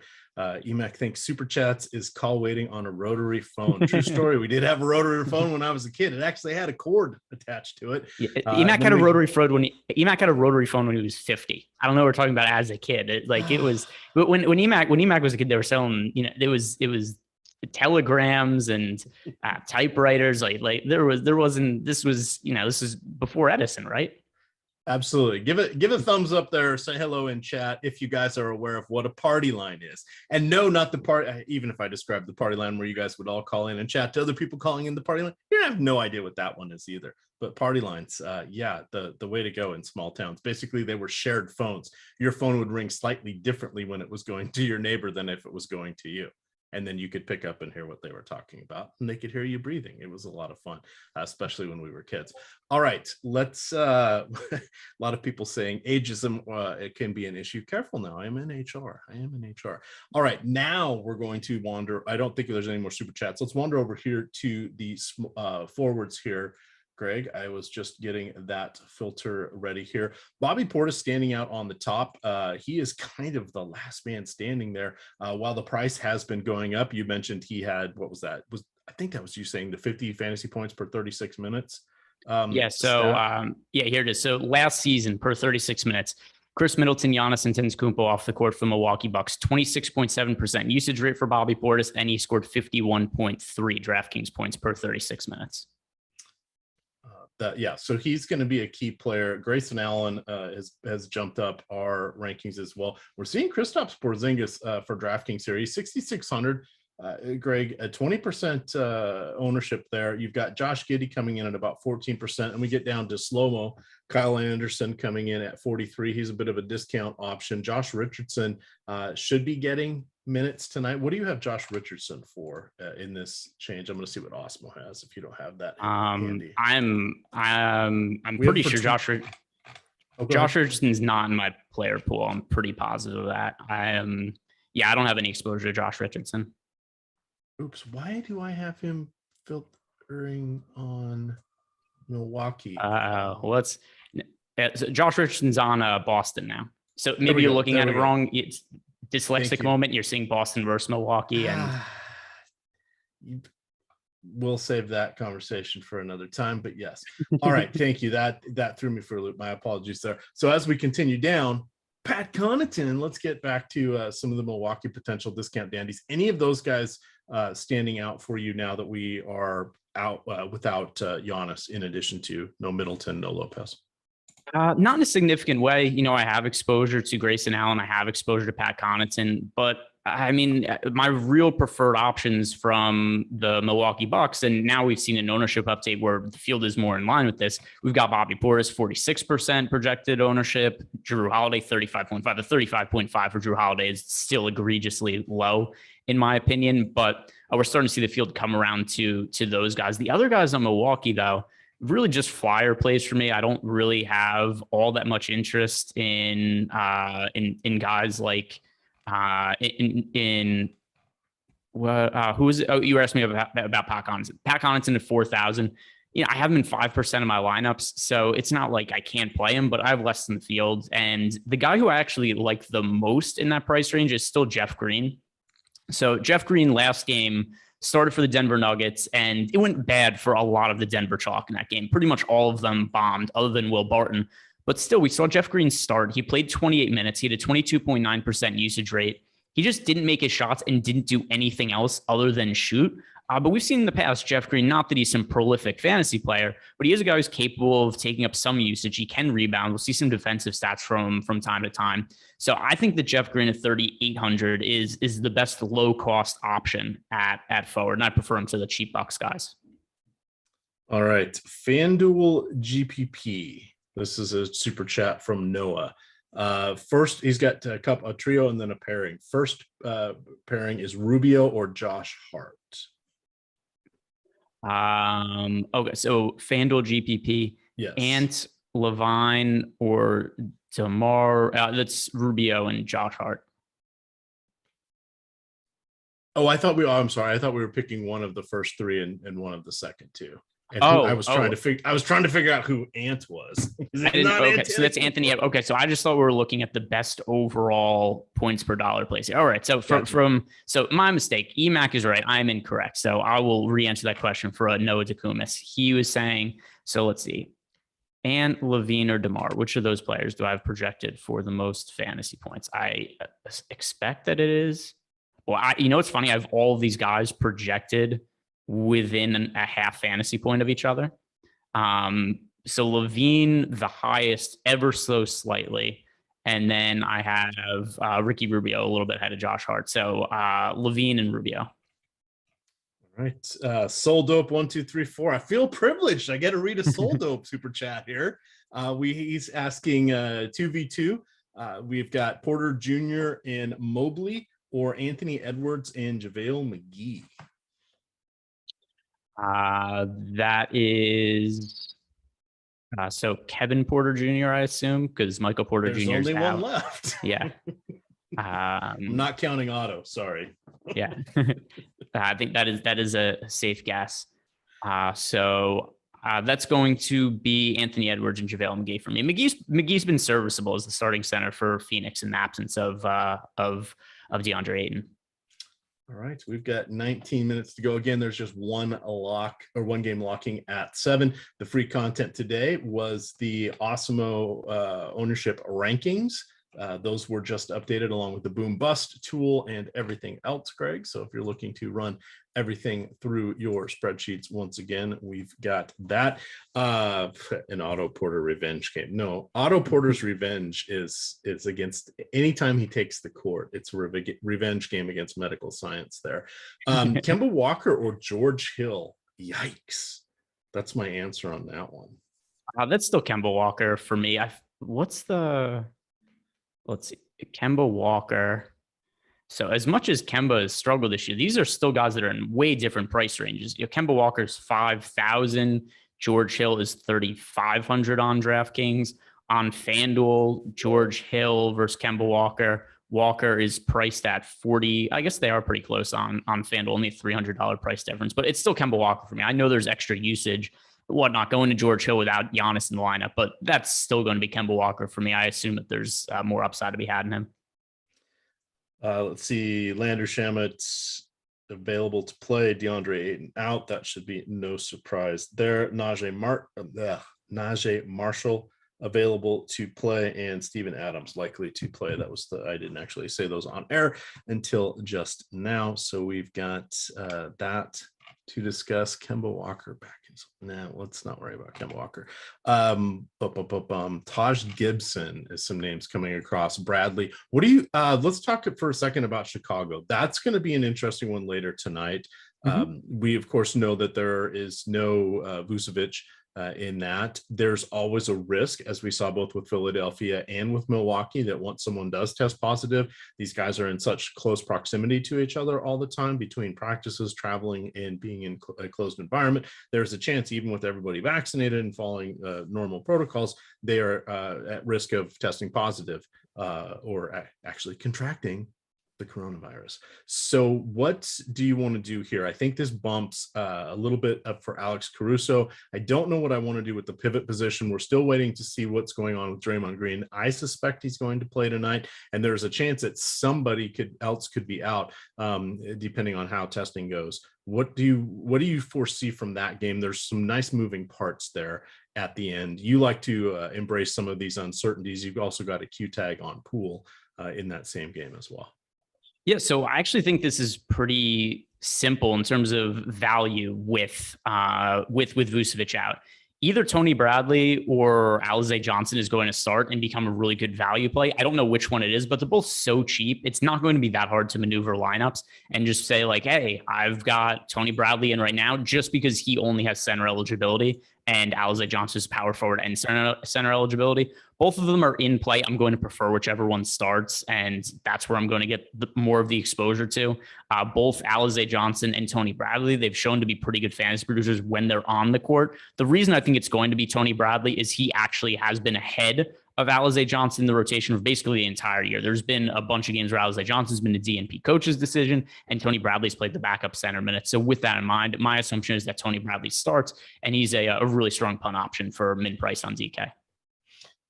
All right. Excellent question here from Eddie in chat. So as we going game by game, we're going by position. Well, on Live Before Lock, things go out the window quickly because it is the NBA. We made a nice little run sheet here, but we're off to the races. We did go game by game in depth through all of these on the show in front of us. We only had a handful of breaking news items. So if you want to scroll back to that on the YouTube channel, you can look on the slider on the side and see which game they're talking about. We also have Adam Scherr's free deeper dive article in front of the paywall permanently this year. You can check that out. You've got my DFS building blocks article breaking everything down. You've got Terry's tournament article breaking down how to utilize different leverage. And then you've got 4 other articles for 2 for DFS and 2 for wagering tonight, all free in front of the Awesemo paywall. So we got plenty of content for you there. If we're not hitting things in the order you're looking for, there are plenty of other ways to get it, or you can sign up and you can get the Awesemo premium package here. If you use the promo code NBA Alive, you get 25% off your first week. That is all access Awesemo Premium Pass, or you can join with the NBA Express package. That is $4.95 per week. We've got the same thing over there in NFL. That NFL one covers all of our showdown slates, all the primetime games, the Sunday, Monday, and Thursday night football, in addition to DK tiers and a variety of other rankings. Not necessarily the full player projections, but the rankings, but you do get player projections for those 3 primetime games. So there's lots of ways we've got you covered here. 2,900 people watching right now. Wow, we thank you for that. Hit that like button. Be a lot of fun here to get us up to 600 or 700 likes. That would be quite helpful. Circling back here to the forwards, Greg, what do you have standing out for you? The first game, Julius Randle, one of the 3 players I'm interested in for that game. I think I'm giving up playing anybody in that player pool for the time being. I need to find my power cord here because I see my battery is charged. What do you like here from our forwards? So, in terms of some of my favorite options, I do think we've hit on some of my ones that I have the most exposure to, guys like Jeff Green, Bobby Portis. We hit on him before. People in the YouTube chat have been asking about Josh Giddey, and I have exposure to him. I'm a little bit underweight to the field on him, though. There's just been so many plays that have opened up in the mid-range that's kind of pinched my Josh Giddey exposure. Giddey's been really consistently good. So anybody who's thinking about playing Giddey in cash games, even though he's a rookie, no qualms about it. Recent games for Josh Giddey, he scored at least 33 DraftKings points in all but 2 or 3 games this year. So a lot of consistent performances out of him. I think Giddey in the mid-range is a good play. Forward is where I'm spending up the most often. The 2 players that I have the most on the high end for this slate are Anthony Davis and Jason Tatum. So both of them injury related. Jason Tatum, no Jaylen Brown in the lineup. So there's just more usage going to Tatum. But then twofold, I always found it a little tricky to evaluate the defensive matchups in some of these spots, because Giannis being out not only means there's added value on the Bucks side of the game, but this also really hurts the Bucks defense. And I think Jason Tatum stands to benefit the most from that. Jason Tatum was likely going to face a lot of defense from Giannis in this game. That is no longer going to be the case. So easier matchup for Jason Tatum. That makes him a good pay up option. And then as for Anthony Davis, obviously the odds of him just collapsing and falling apart in the middle of the game, always a possibility with Anthony Davis. But still, recent games he's played 44 and 45 minutes. So I'm not too concerned about the thumb injury. And a lot of usage going to him with LeBron James off the court. He's had a usage rate in the last few games of just under 30% over the last 4 games combined. So Anthony Davis, I think, is a really strong pay-up option alongside Jason Tatum. All right, and my apologies, that was not Jordan Poole. That is Damian Lee. I didn't have the right screen up. So it is just Draymond Green of the key players. Damian Lee is also questionable, not Jordan Poole. It's a hip injury for Lee, bruised thigh for Draymond here. Moving along here, where so you said Jrue Holiday was one of your favorites, if not the favorite option of the night. Where does a Will Barton fit in there? And with all of the discounted options available to us at center, how does Nikolai Jokic fit into your picture as well? Yeah, so Jokic, I'm struggling to get to just from a standpoint of there's so many good value centers on the slate where, we've got guys to consider on the low end, like Tony Bradley, like Isaiah Stewart, because there is no Kelly Olynyk for the Detroit Pistons. So Isaiah Stewart, he figures to play a bigger role. And He's really struggled so far to start the year, but still, he's a guy who's been a pretty good fantasy producer in the past, and you have to think his minutes are more secure. So he's fairly cheap. I think that he makes sense to get to. And Jokic at 11,700 on DK, also on FanDuel. Obviously, he's expensive there as well. There's just other places I prefer to spend out my money. He's 11,400 on FanDuel. And something else that gets me to somebody like Anthony Davis ahead of Jokic, it's not that I have Anthony Davis projected for more fantasy points, but Anthony Davis also has power forward eligibility on both FanDuel and DraftKings, something that Jokic doesn't. So I'm finding AD a lot easier to get to than Jokic. All right, let's see what we've got coming up here for any additional questions. Let's see. My favorite part of the EMAX stream is starting the stream late, speeding it up to 2.0, then waited till it catches up to normal speed to laugh at how drunk he sounds. EMAC the GOAT. Somebody else asking about the old Diet Pepsis. Gave those up. I now have one or two a week, as opposed to one or two half racks every 3 days. You go cold. You just go cold turkey like that, or did you wean yourself off? Cold brew coffee. I have 2 in the morning now, and that's all I have anymore. It's funny if you're not drinking caffeine all day that you can actually go to sleep at night. So I was gonna say, you look like you're glowing. It's like a different EMAC here. Well, that's sometimes we still get a little grumpy. Sometimes we have to sneak in a little nap. But thank you. I do appreciate that. Perhaps we'll talk about Oil of Olay, our next sponsor. I can't even think of by the way, I don't know if you saw, we got a couple more super chats in here. I saw the one from Rob Gabriel. Yeah, there we go. So what do you think about Robinson Earl as value tonight? Not much. Not somebody that I think we really need to be considering in James Robinson Earl. I get that he's starting, but we've seen him start at other times this year. And simply put, there's a lot of value on this slate. If this was a 3-game slate, could I potentially see myself getting to James Robinson Earl? Although maybe not even on a 3-game slate. But so in his starts this year, he's played 23.2 minutes per game. He averages 8.5 points, 4.5 rebounds. Just not a good enough fantasy producer, nor do I think him starting means he's playing big minutes. So other places that I'd rather be getting to in terms of value. All right. What is your favorite? This is a great question. What is your favorite $11,000 utility play on DK Cash? AKA, can you rank 3 or 4 of the high end dollar options that you are looking at tonight?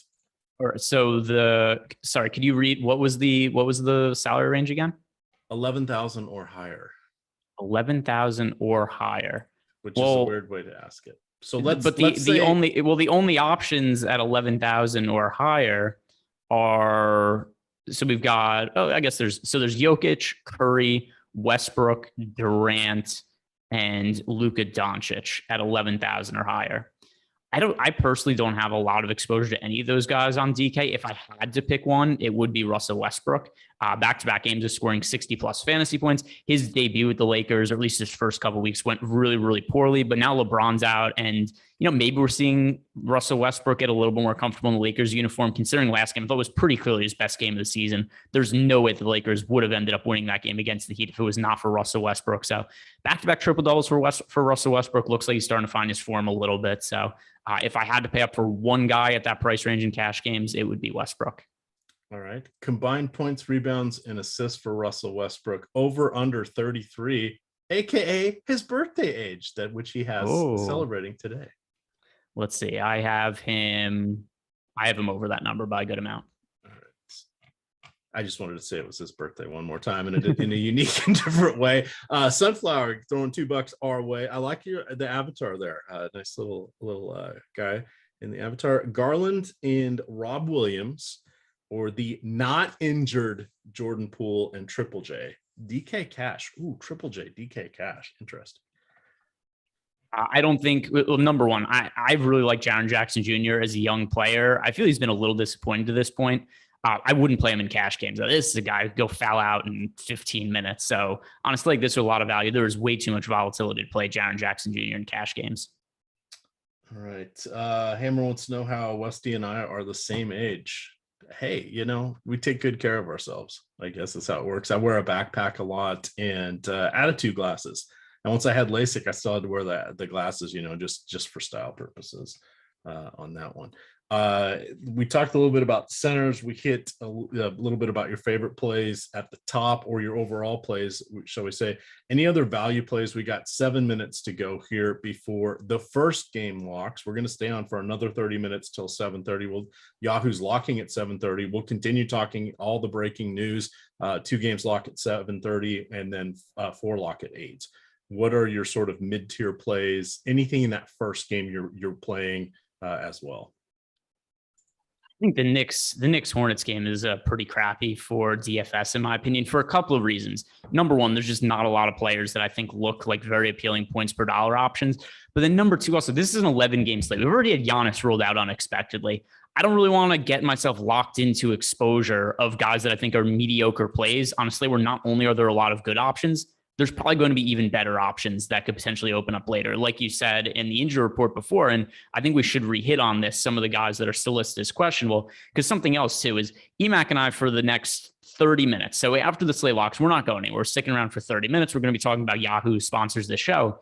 But even if you don't play on Yahoo, or you're unsure if you're going to play, we're going to be talking about any late breaking news, and that's going to be relevant to all sites. So reason for everybody to stick around. But also the current injury report, Draymond Green is questionable. Norman Powell is questionable. Tyrese Halliburton is questionable. Bogdan Bogdanovic is questionable. DeAndre Hunter is questionable. Damian Lee is questionable. There's a lot of guys that are on the injury report that could potentially change some of the value plays we're looking at. So I don't want to lock in, long story short here, I don't want to lock in any kind of mediocre plays in the early game. Still a lot of value to come later in the day. Excellent. Let's look and see. Throw in any other questions there that we got. Was there any bets that you liked here? Oh, here's a super chat from Sean. I'd like to know about Corey Joseph. Is he in play for FanDuel tournaments tonight? My gut feeling is no. Let's see where I have Corey Joseph. So no, I have Corey Joseph projected for 13 fantasy points. That is a no-go for me. Awesemo says EMAC 2024 makes sleep happen again. Absolutely. If I'm in charge, early to bed, early to rise, makes a man healthy, wealthy, and wise. I just made that up on the fly. Or Ben Franklin said it in Poor Richard's almanac. Would you consider Looney if Draymond is out? Here's a better question. Does Looney get more than 15 minutes if Draymond is out? Yes. So how high would you go on Looney in minutes if Draymond is out? 23? Let's see. So, I mean, Looney played 29 minutes last game with Draymond out. So, I mean, I don't think it's out of the realm of possibility. That was a season high minutes for him at 29. Draymond got hurt. Admiral Akbar trap of the day is what that is. I mean, it's not really though, because nobody's going to play Looney. I mean, not nobody, but if Draymond Green doesn't get ruled out for another hour or two, people aren't going to be making massive late swaps or lineups to get Kevin Looney into their lineups. So I think that Looney, should Draymond Green be out, yeah, he's a great value play. And if we had Draymond news 2 hours ago, Looney would have been a very popular play on the slate. And that's just something people aren't going to react to it in quite the same fashion if it comes out late news. I like what Curtis says in chat. He says if Looney's out, if Draymond's out, consider Nemanja Bjelica. I think that's an intriguing option. He's had moments here and there. We'll have to see. But on the late slate, we definitely think those guys are in play. You got a nice 2-game late slate, and then anything you can do on Yahoo, no matter when their contests tip off, go all the way through those final games of the night. We're down to 3 minutes left here. Oh, what a tangled web we weave. Can anything else happen before this initial lock? If Draymond is out, play EMAC. Well, perhaps not. Yeah. Andrew says he drank a 24-pack of Diet Dr. Peppers in like 3 days. I averaged, my most is 12 in 18 hours. I pulled an all-nighter when I worked for the U.S. Treasury. And I was in the Treasury building, and you know what? I had to wear war stories the entire time. Yeah. It's horrible. It was horrible. The cafeteria closes at like 6 there. So you guys don't know this, but so EMAC was originally enlisted to go fight in the Revolutionary War. No, War it was it was the Civil War. Yeah, so EMAC was going to fight in the Civil War. He was denied because of his caffeine addiction. They wouldn't let him join the army. That's what it was. They Yeah. told me. They told me I was just too good. They said, "Nah, we don't want to win. We want to make it a challenge. We want to feel like we earned it." But it was the caffeine addiction. Vietnam, nice. Let's see, 90 seconds left.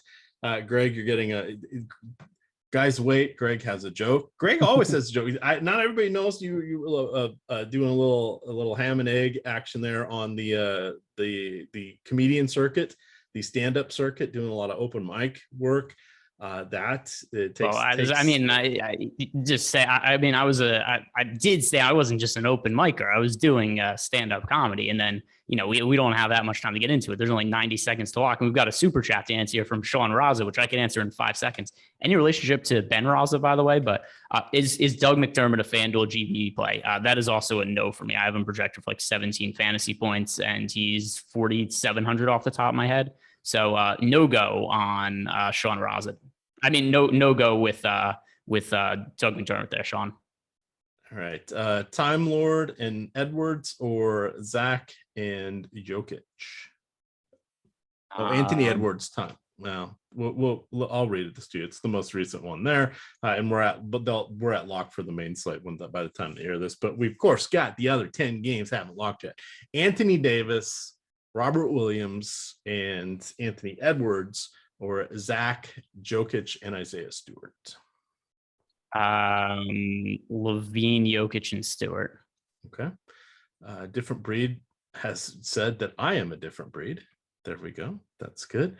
Alex Baker, is EMAC too old to already have served his 2 terms? Okay. Store.com.awesemo has EMAC 2024 gear.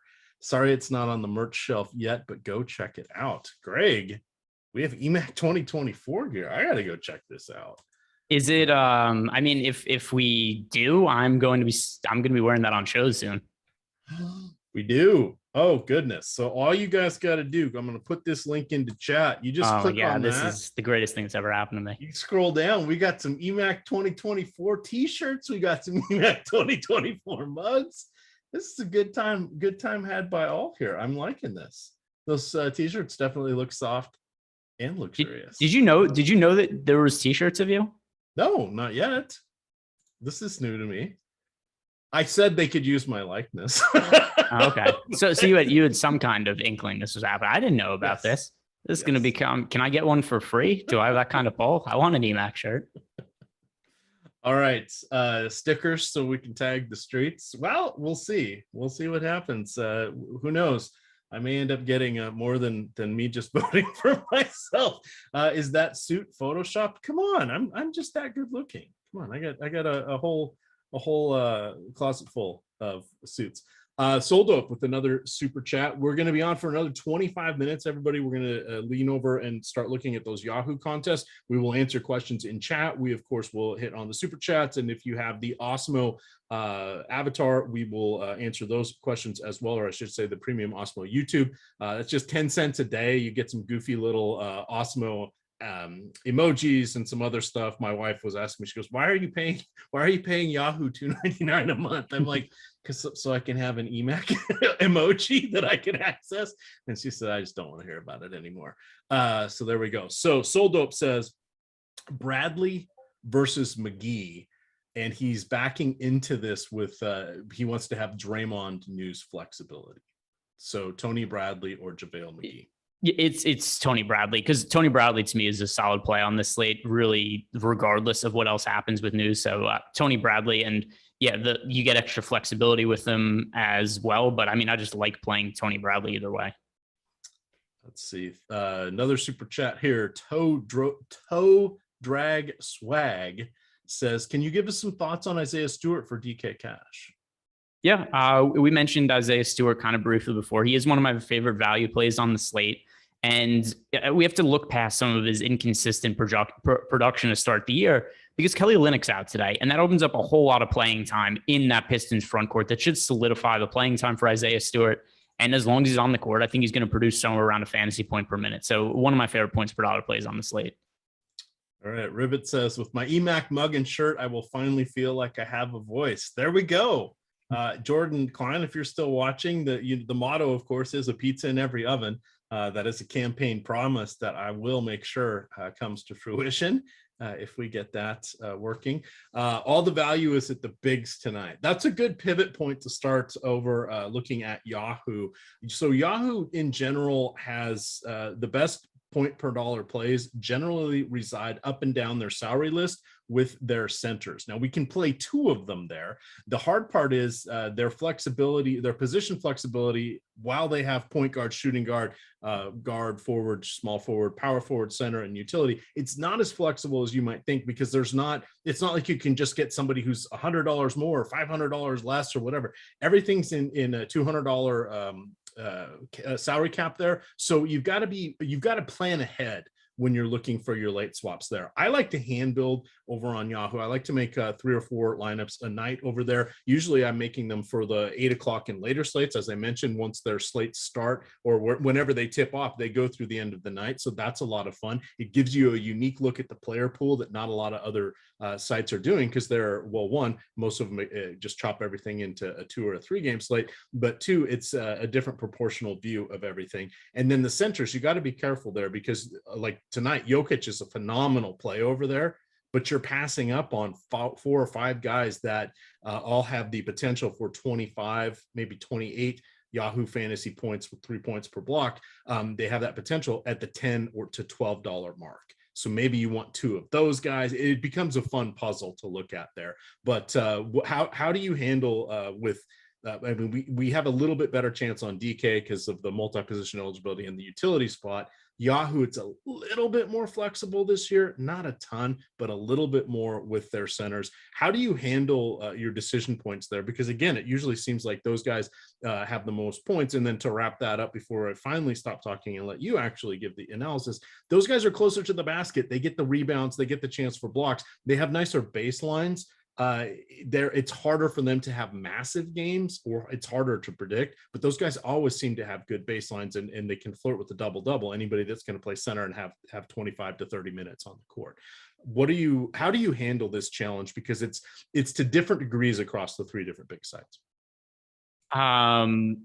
So sorry, just what boil this down for me. What exactly is your question? So on Yahoo, we know it's difficult because all the value resides at center. So let's start there. How would you look to try to play 2 centers? Would you look to try to play 2 discounted options, say in that $20 or less? Does it become too much of a detriment to roll a fair chunk of your salary cap into someone like Jokic on a night where there are so many cheap options and there's really no other? It's not like he's going against Embiid and Karl Anthony Towns and 2 other guys that all have that similar upside. How would you handle that? Because it seems that's where their best value is on Yahoo. On night. All right, so that was a big wind up, and you're going to be disappointed about my answer. I don't really care what position guys play. It's just, to me, it's just defenses don't matter. You're one of them. It's position. Position. I care about players' projections, not their position. If somebody is if I'm looking at 2 guys in the utility spot that are the exact same price. One is a center that I've projected for 40 fantasy points. The other one's a guard that I project for 35 fantasy points. If I'm just hand building lineup, I'm taking the guy who's projected for 40 fantasy points, all else being equal. I don't really care what the position is. I still want to play the guys that I think have the best projections relative to their salary. All right. Well, do you have a mug and a shirt with you on it? Unfortunately, I don't. So you have me there. I don't have that. All right, let's see what we've got for some other questions. We got 23 minutes in here. I did want to mention, let's see if there's room in it yet. So on Yahoo, again, they have their $100,000 baller. There are still 22,000 spots in there, maybe just shy of 2,100. That fills in 22 minutes. It is a $15 contest. However, if you join that, you're going to get a $5 site credit. So you're going to get pay to play one lineup today with $15.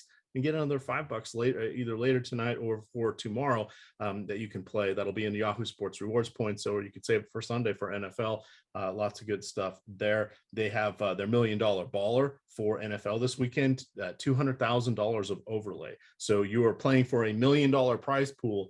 At most, there will be $800,000 in player entries. That is a deal you're not going to get anywhere else. You want to, if you're only playing a few lineups, go play over there on Yahoo. You can definitely build up your bankroll that way. And guess what? You can easily withdraw the money and go play it somewhere else if you want that $1 million top prize. It's not that hard to do, but isn't it more fun to win, withdraw, and then put that money elsewhere than just deposit? As we start to, I'm surprised we don't have additional news here, Greg. As you're looking at some of your lineups, we got a little bit of a breather here. How are you feeling about where you're landing? Who's popping up as some of your more popular options today? All right. So one thing to point out about the Yahoo slate is if you guys are looking to play on Yahoo, not only do we have the good partnership with them where you can sign up using the link below, and that'll get you a free month of Awesemo Plus Platinum if you're a new user to Yahoo after you enter a contest. They're also acquiescing their start times to us today with this show going on. So they're running a really big contest over there. It is a $100,000 total prize pool. And let's see, what are we doing on entries there? 22 minutes until lock. It looked like potential for a little bit of overlay right there. We've got 5,500 out of 7,500 entries. So a good place to play DFS if you haven't entered lineups over there yet. But a lot of the plays are going to kind of be similar to the guys we've already talked about. That first game on the slate, I didn't have all that much interest in anyway. And now we're looking at, Bobby Portis is $21 on Yahoo. Jrue Holiday is $27 on Yahoo. Those are my two favorite plays on Yahoo. Same as they were over on DraftKings. All right. Is there anybody standing out on Yahoo that is not in the rest of your player pool? One way to get exposure to the different players is to play on different sites. You can arbitrage the different salaries. Well, that doesn't necessarily help you out. What it is doing is diversifying your player pool. And again, you can still all root for different guys because you're playing with different player pools. You're putting together different puzzles. So if everybody's doing well, it doesn't hurt you. It just depends on what your combination is on each of the sites. A lot of people ask that question. Well, if I'm rooting for this player on this side and this player on this side, I'm just being stupid. No, it's just a different set of rules on each side. It's a different puzzle on each side. You're just diversifying it, and your risk of ruin tends to go down if you're playing with savvy plays. All right, back to you as you're looking that up there. Yeah, and I like that question, Mac. I think that is a good way to look at Yahoo here, because the one player that I'm getting to a lot on Yahoo that I did not get to as much on other sites, Richaun Holmes, only $24, and his production has been great the last few games. Minutes have been down a little bit, 19 minutes, 25 minutes, 28 minutes in the last three games. But also look at the overall injury situation for the Kings, and that we could potentially see them end up having to play bigger lineups if there's no Tyrese Halliburton today, if there is no Terrence Davis. And another thing also with Richaun Holmes, he's gotten into some early foul trouble in some of these games. And another thing also, last game against the Spurs, they lost the game by 20 points. It was 136, 117 was the final score. So a couple things happen when they lose that game by a lot of points. Number one, starters just aren't playing in the fourth quarter because of blowout. But then number two, when the Kings are trying to get the game close, they're getting more shooting on the floor, which kind of pinches the minutes of Richaun Holmes. He's gone down to $24 on Yahoo. That makes him a really strong value play over there, more so than he is on a site like DK or FanDuel. All right. Let's get over to the questions. Oh, I missed sorry, I've got two windows open, and that is confusing the heck out of me there. The DraftKings sold up to, how about DeRozan versus Curry. DeRozan versus Steph Curry? That is Steph Curry. I assume it's Steph Curry because Steph Curry isn't on the slate, but yeah, Steph all day. So with the savings that you could, well, let's back up for a second here. So how are you feeling about the prospects of DeMar DeRozan, Zach, Ball, Lamel? Sorry, Lonzo. Thank you. I wanted to say LaMarcus, but that's Aldridge. Oh my God, that's a different one. You could have gone with LiAngelo. We're now in in minute 74 here. I've been up since 5:30. It's a lot of factors that are coming to a head now. EMAC, it's past his bedtime. He's been doing the show forever. He's fatigued. He doesn't have his soda anymore. There's a lot going on. But so I know what you mean here. So the Chicago Bulls, no Nikola Vucevic in the picture, and now we have to ask ourselves, what does that do for this team in terms of the overall usage? Vucevic off the court for the team, and I'll pull up the off-court numbers so we could give that a look, and I could have some real specific answers for this in terms of what to expect. I think all of them are viable to some extent, but none of them were necessary plays for me, because here's the reality with the Bulls. They still have a lot of guys to go to. You know, there is still LaVine, DeRozan, Lonzo Ball on the court. And to this point to this year, we just haven't seen that much of Zach LaVine with Vucevic off the court. Their minutes generally overlap. So while LaVine has a 42% usage rate with Vuce off the court this year, it's only in 32 minutes. So I don't really know how much weight I could really put into that, because it's a really limited sample size. And I tend to think that that's not going to be a kind of usage that upholds. Then you look at DeMar DeRozan, he's played 116 minutes with Vucevic off the court, but also his numbers are a little bit inflated, because generally LaVine and Vucevic are on the court together. If DeRozan's out there, it's usually not going to be with LaVine or Vucevic, because their minutes overlap. So DeRozan's numbers are a little bit inflated also with Vucevic off the court with a 38% usage rate. So I think LaVine and DeRozan are both in play for me. I have them in my player pool, but they're not core plays. All right. I think this person meant to tag you, but Neil Rich Guy Orfield says, EMAC, who are you projecting to start for the Bucks? Is there anyone whose projections will shoot up as a surprise starter? Is that Neil the real deal, or is that our Neil? That's I don't know. Where was it? It's about 5 up from the bottom of the regular chat. Yep, that is Neil. That is Neil, who I'm going to be doing the NFL tournament strategy, just millionaire maker winner, Neil Orfield, who I'm going to be doing the NFL tournament strategy show with tomorrow afternoon. So, I want to see him come out in a jersey, or perhaps a bathrobe, like a fighter's robe. And on the back, as he turns around, it just says "Rich Guy," because I like to call him Neil Rich Guy Orfield. I would like to see him wearing an EMAC 2024 shirt, because that I think is the number one apparel that anybody could find anywhere. I'm expecting Semi Ojeleye to start for the Bucks. And here's the good news and the bad news. The good news is we don't have to consider him. He's not a very good fantasy producer. So that's the bad news, that I don't really care that he's starting. I'm not going to have interest in getting to him. But on the other side, by the way, we just got a starting. As I'm talking, Pat Connaughton is starting for the Bucks. So screw me, apparently. Pat Connaughton starting. Oof. I still like Grayson better. Well, Grayson Allen's also starting. No, I know, but okay. Even with Connaughton, the Grayson Allen is doing this year what I thought Connaughton was going to do. This is a complete role reversal from what I was expecting. I figured it would be Allen off the bench. Maybe a fresh start has done him well. I think the various injuries, he's stepped in. He's mostly played within himself. He hasn't been a knucklehead like he has been at various other stops. And for me, it's actually been impressive. Plus, I'm a sucker for him on Yahoo, because he tends to be cheap more often than not. He's usually floating around the $14 range. So he's a guy I like across all sides tonight, and I like him better 1-for-1 versus Connaughton. And then, of course, obviously Portis is still a phenomenal option there. So I'm looking play tonight? One sec. Well, I'm gonna talk a little bit more about the Pat Connaughton starting as I look through what I'm really going to be expecting here from the Milwaukee Bucks now. There is a little bit more usage available to him, and I had a small amount of exposure to Pat Connaughton. I'm going to be giving him a few extra minutes here, which will be getting to more of him for me. So he hasn't had much success as a starter this year, but keep in mind, what can we really pull out of those games? Giannis was in those games also. This is a totally different situation. Overall for the season, 29 minutes per game, 22.83 fantasy points for Pat Connaughton. Now, if we assume that he's going to be playing, 32 minutes in a somewhat neutral matchup, then, we're looking at like 24, 25 fantasy points for Pat Connaughton, and, it makes him a decent enough value play, 4,000 on DK. Super chat here from Aurora Ware. What is your maximum amount of Bucks players you would play in a large field tournament on FanDuel? I think I wouldn't want more than 4 of any of these guys tonight. I think they're missing enough key players. I think I'd probably even set it at 3. Portis, we really want. Drew, we really want. The rest, I really don't want to.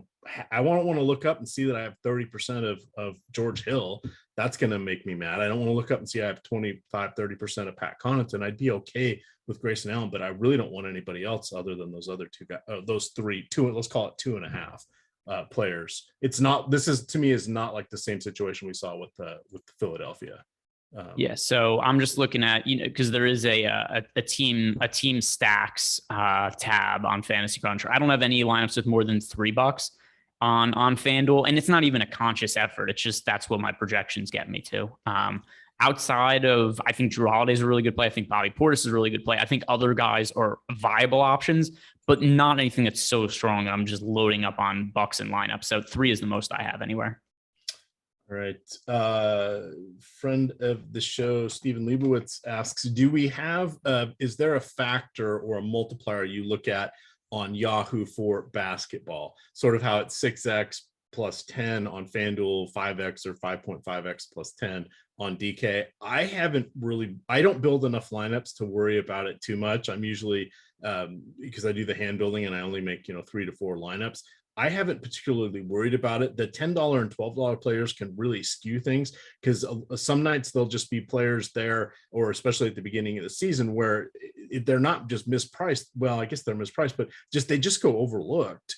And they're solid options. They always have oodles and gobs of $10, $11 players. Those guys are not all created equal. The ones that only can get 15 fantasy points, I don't want anything to do with them. But you find the guys that have the potential to get 30, decent chance to get in the low 20s, then you'd like 1 or 2 of them on your team. And then that helps you get in some of the mid-tier players. But I haven't really cracked the nut on worrying about it. I would say this: if I play a $30 player and I don't think he has a good chance of getting 40 fantasy points that night, I don't want to play him. That's sort of my threshold. Yeah. So I don't really care about points per dollar in the broader sense. Like, obviously it matters what players' salaries are. It matters what their projection is, but I'm not making lineups and saying I need to have a lineup projected for X amount of fantasy points. I'm trying to play the best plays unique to each individual slate, and whatever the highest projected lineup or highest projected players are, it's going to be totally different, especially on a slate like this.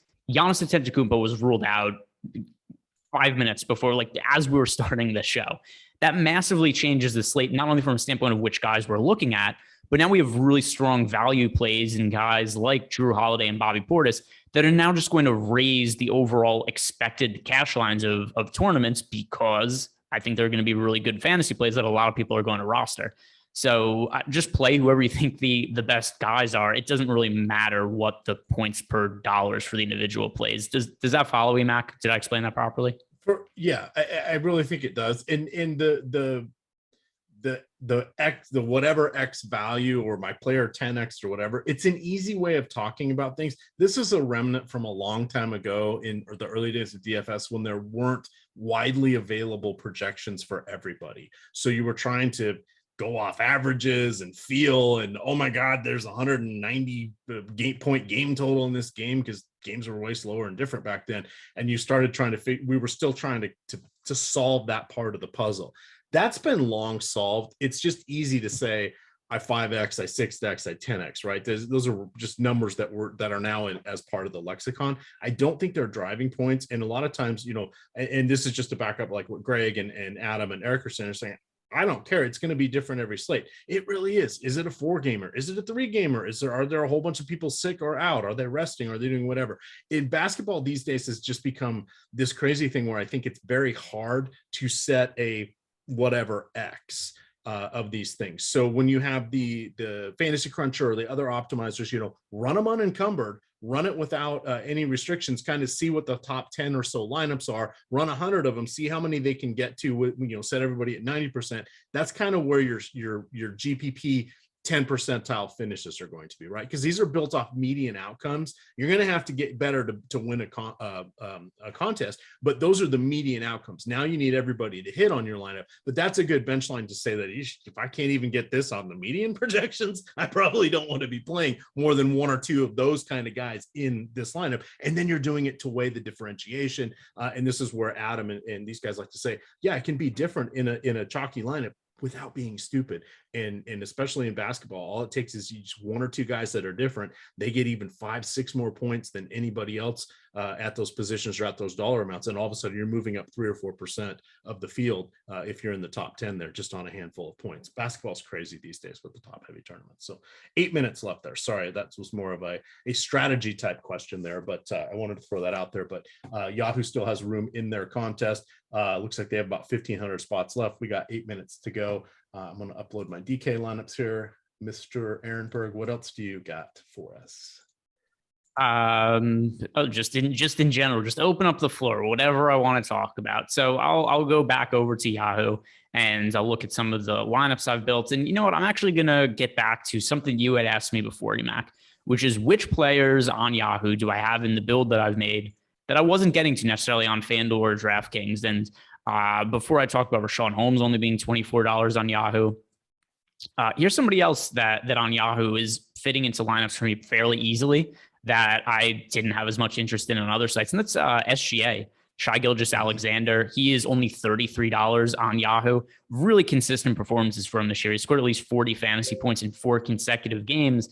And there was a point this year I was pretty concerned about the Thunder's ability to just stay competitive in games. They're getting blown out a lot early. And as a result of that, we weren't seeing consistent big minutes for SGA. There was also games where it's like, you know, why does he even care when the team's down 30 points in the fourth quarter if he's out there? But we've seen much more competitive games lately, and a game tonight against the Oklahoma City Thunder that doesn't have all that wide of a spread. The Kings, or the Oklahoma City Thunder game against the Kings, Sacramento only favored by 4 points, should stay competitive, $33. It's like $3-4 too cheap for SGA. So he's a good value in that game when I don't find him quite as valuable on FanDuel or DraftKings. Darren Unger super chat here. D'Lo and Isaiah Stewart or Mobley and Sadiq Bey FanDuel. So D'Lo and Stewart or Mobley and Bey. That is Mobley and Bey for me. Stewart's my favorite guy to roster of all those, but D'Angelo Russell's not somebody I've really rostered all that much this year. We also got a super chat from Miss Unique. No question though. So if you have a question, throw it into YouTube and I'll answer it. But right there, just thank you for the super chat. I see it there, but there is no question there. It is just blank. Also, I saw a question come through in Discord, which I'll answer. I could see that Emac's over there hustling to get his lineups in, which anybody who's watched a show with Emac, that's always a sweat as we get closer to lock. Is Emac trying to get his lineups in? Like you guys think that Eric Lindquist trying to get lineups in is a sweat. Emac plays on 80 million different DFS sites. He's playing on these like Russian servers, most likely, which only he has access to because his former gig as a CIA agent. So Emac is playing on so many sites at once. Like you just see him, you get like 5 minutes into lock and he is totally checked out. He's just on his computer, updated lineups, going through CSVs. All of my hockey lineups before we even started. I did all of my and that's all that stuff. That's the other thing too, is not only is Emac on here, here's what makes Emac such a legend is not only is he playing NBA on a million different sites, he's playing NHL, he's playing probably whatever esports are going on right now. He's probably playing like bocce DFS on some other site. He does everything. The guy has a capacity for DFS unlike anything anybody's ever seen before. Completes every single crown achievement that DK has available. It's not an addiction, it's dedication. And here we got some questions in the premium Slack chat that I can answer here. Thank you. From IRM, what do we think about Pat Bev and Baisley or Stewart and Crowder for a DK single entry? Well, I don't like Baisley that much. I don't really like Crowder that much, but I like Stewart more than Beverly. So I'm going to say Stewart and Jay Crowder is my preferred option of the two. From OB96. This is a Yahoo specific question. So that's good because we're talking about Yahoo. Yahoo also sponsored the show today. He is, by the way, this is a full lineup. This is going to be hard for me to figure out off the top of my head. All right. So he wants to know thoughts on Ball. I don't know which Ball also. This also makes it kind of, well, I guess it has to be Lonzo because Lamelo's already started. So he's saying, do I even want to read off his full lineup? I don't know if he wants me to give out all these guys. I'm not massively high on John Collins. I'll say that without giving out your entire lineup here. And then just the same question once again from IRM that he asked before. Emac, how you doing on uploading your lineups there, buddy? I'm gonna do this. I'm just playing one over on Yahoo, so whatever my placeholder there is going to be letting it ride. But I will say that $33 on Shai Gilgeous-Alexander is a phenomenal option. Hopefully, I have Bobby Portis in the lineup there. What did you end up on with Jrue Holiday and Portis? I've got 50% of each on DK here. They're in almost all my lineups. Okay. I have no issue going super heavy on Bobby the Bully Portis and Jrue Holiday. I think that they are the two top overall plays on the slate. Jrue Holiday preferred option for me over Bobby Portis. If anybody was saying you could only lock one player on the slate, who would it be? It would be Jrue Holiday. And anybody who's asking any questions, Jrue Holiday versus X player, it's going to be Jrue Holiday. Anybody who's asking Bobby Portis versus any other player, it's going to be Bobby Portis. And if not, he will come to your house and punch you in the face for not rostering him. By the way, people are going nuts in the chat with Kemba Walker talk. Let's see what's going on with Kemba Walker. Kemba Walker playing against a former team, the Charlotte Hornets. Oh boy, Emac, are you ready for this? Yes. Kemba Walker in the first quarter, 17 points and 2 assists, and we're still in the first quarter. Kemba Walker here breaking the slate. So somebody had asked before Kemba Walker or George Hill. I'd said Kemba Walker. Now I feel even more vindicated. Kemba Walker for sure. So and I ripped them both off. Here's a good question for the chat. Will Kemba Walker score more or less points than Emac's age tonight? 17 points already, halfway through the first quarter. Will he finish with more or less points than Emac's age? And this is also, here's going to be the ambiguous part of the question. Nobody even knows how old Emac is. So you're throwing it. So, and you don't have to reveal it either, Emac. We're not going to put you on blast like that. Nobody followed me on Twitter because I did some birthday posts. It was a milestone birthday this year. Well, that's going to give it away a little bit. I happen to know how old you are, and I actually think it's. Tyler says I'm 60. It's close 70, but listen, it's been a really quick start for Kemba Walker. Like we said, he's gone out, and everybody here is everybody. You know what's funny is so I did the points thing for Kemba. Now people are just discussing what your age is.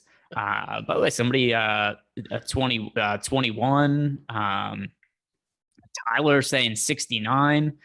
Nice. By the way, happy belated. Emac and I have not done a show together since Emac did turn 50 recently. Was that about a month ago? No, April 30th. It was. Oh my God, was it that long ago? Yeah. Gee, I remember when you tweeted about it and you posted a picture. You were somewhere with your wife. Yeah, we were heading to Canton to do the half marathon at the Pro Football Hall of Fame, and we stopped at a Chick-fil-A.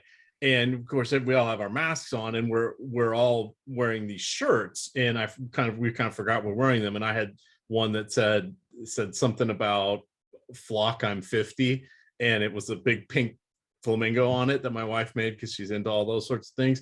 And then she and her friend each had something that said, "We're part of the flock." And the manager comes around, she's like, "Happy birthday. This is great. Whatever, we're picking up the tab for you guys. This is awesome." And I'm like, "How do they know it's my birthday?" And then we looked up, we're like, "Oh, we're wearing these ridiculous shirts." So yes, I'm 50. And my mom's calling me. So. And by the way, everybody, oh my God, I can only imagine. Only imagine. Oh my God. So everybody, guys, do us a favor. Hit up Emac on Twitter. Wish him a happy 60th birthday. And Emac, did you get all your lineups in? Because the slate's locked. The show's over. There we go. So that the perfect way to cap the show. Emac has gotten his lineups in. We're good to go. It's Friday night. It's time for the weekend. Guys, good luck today.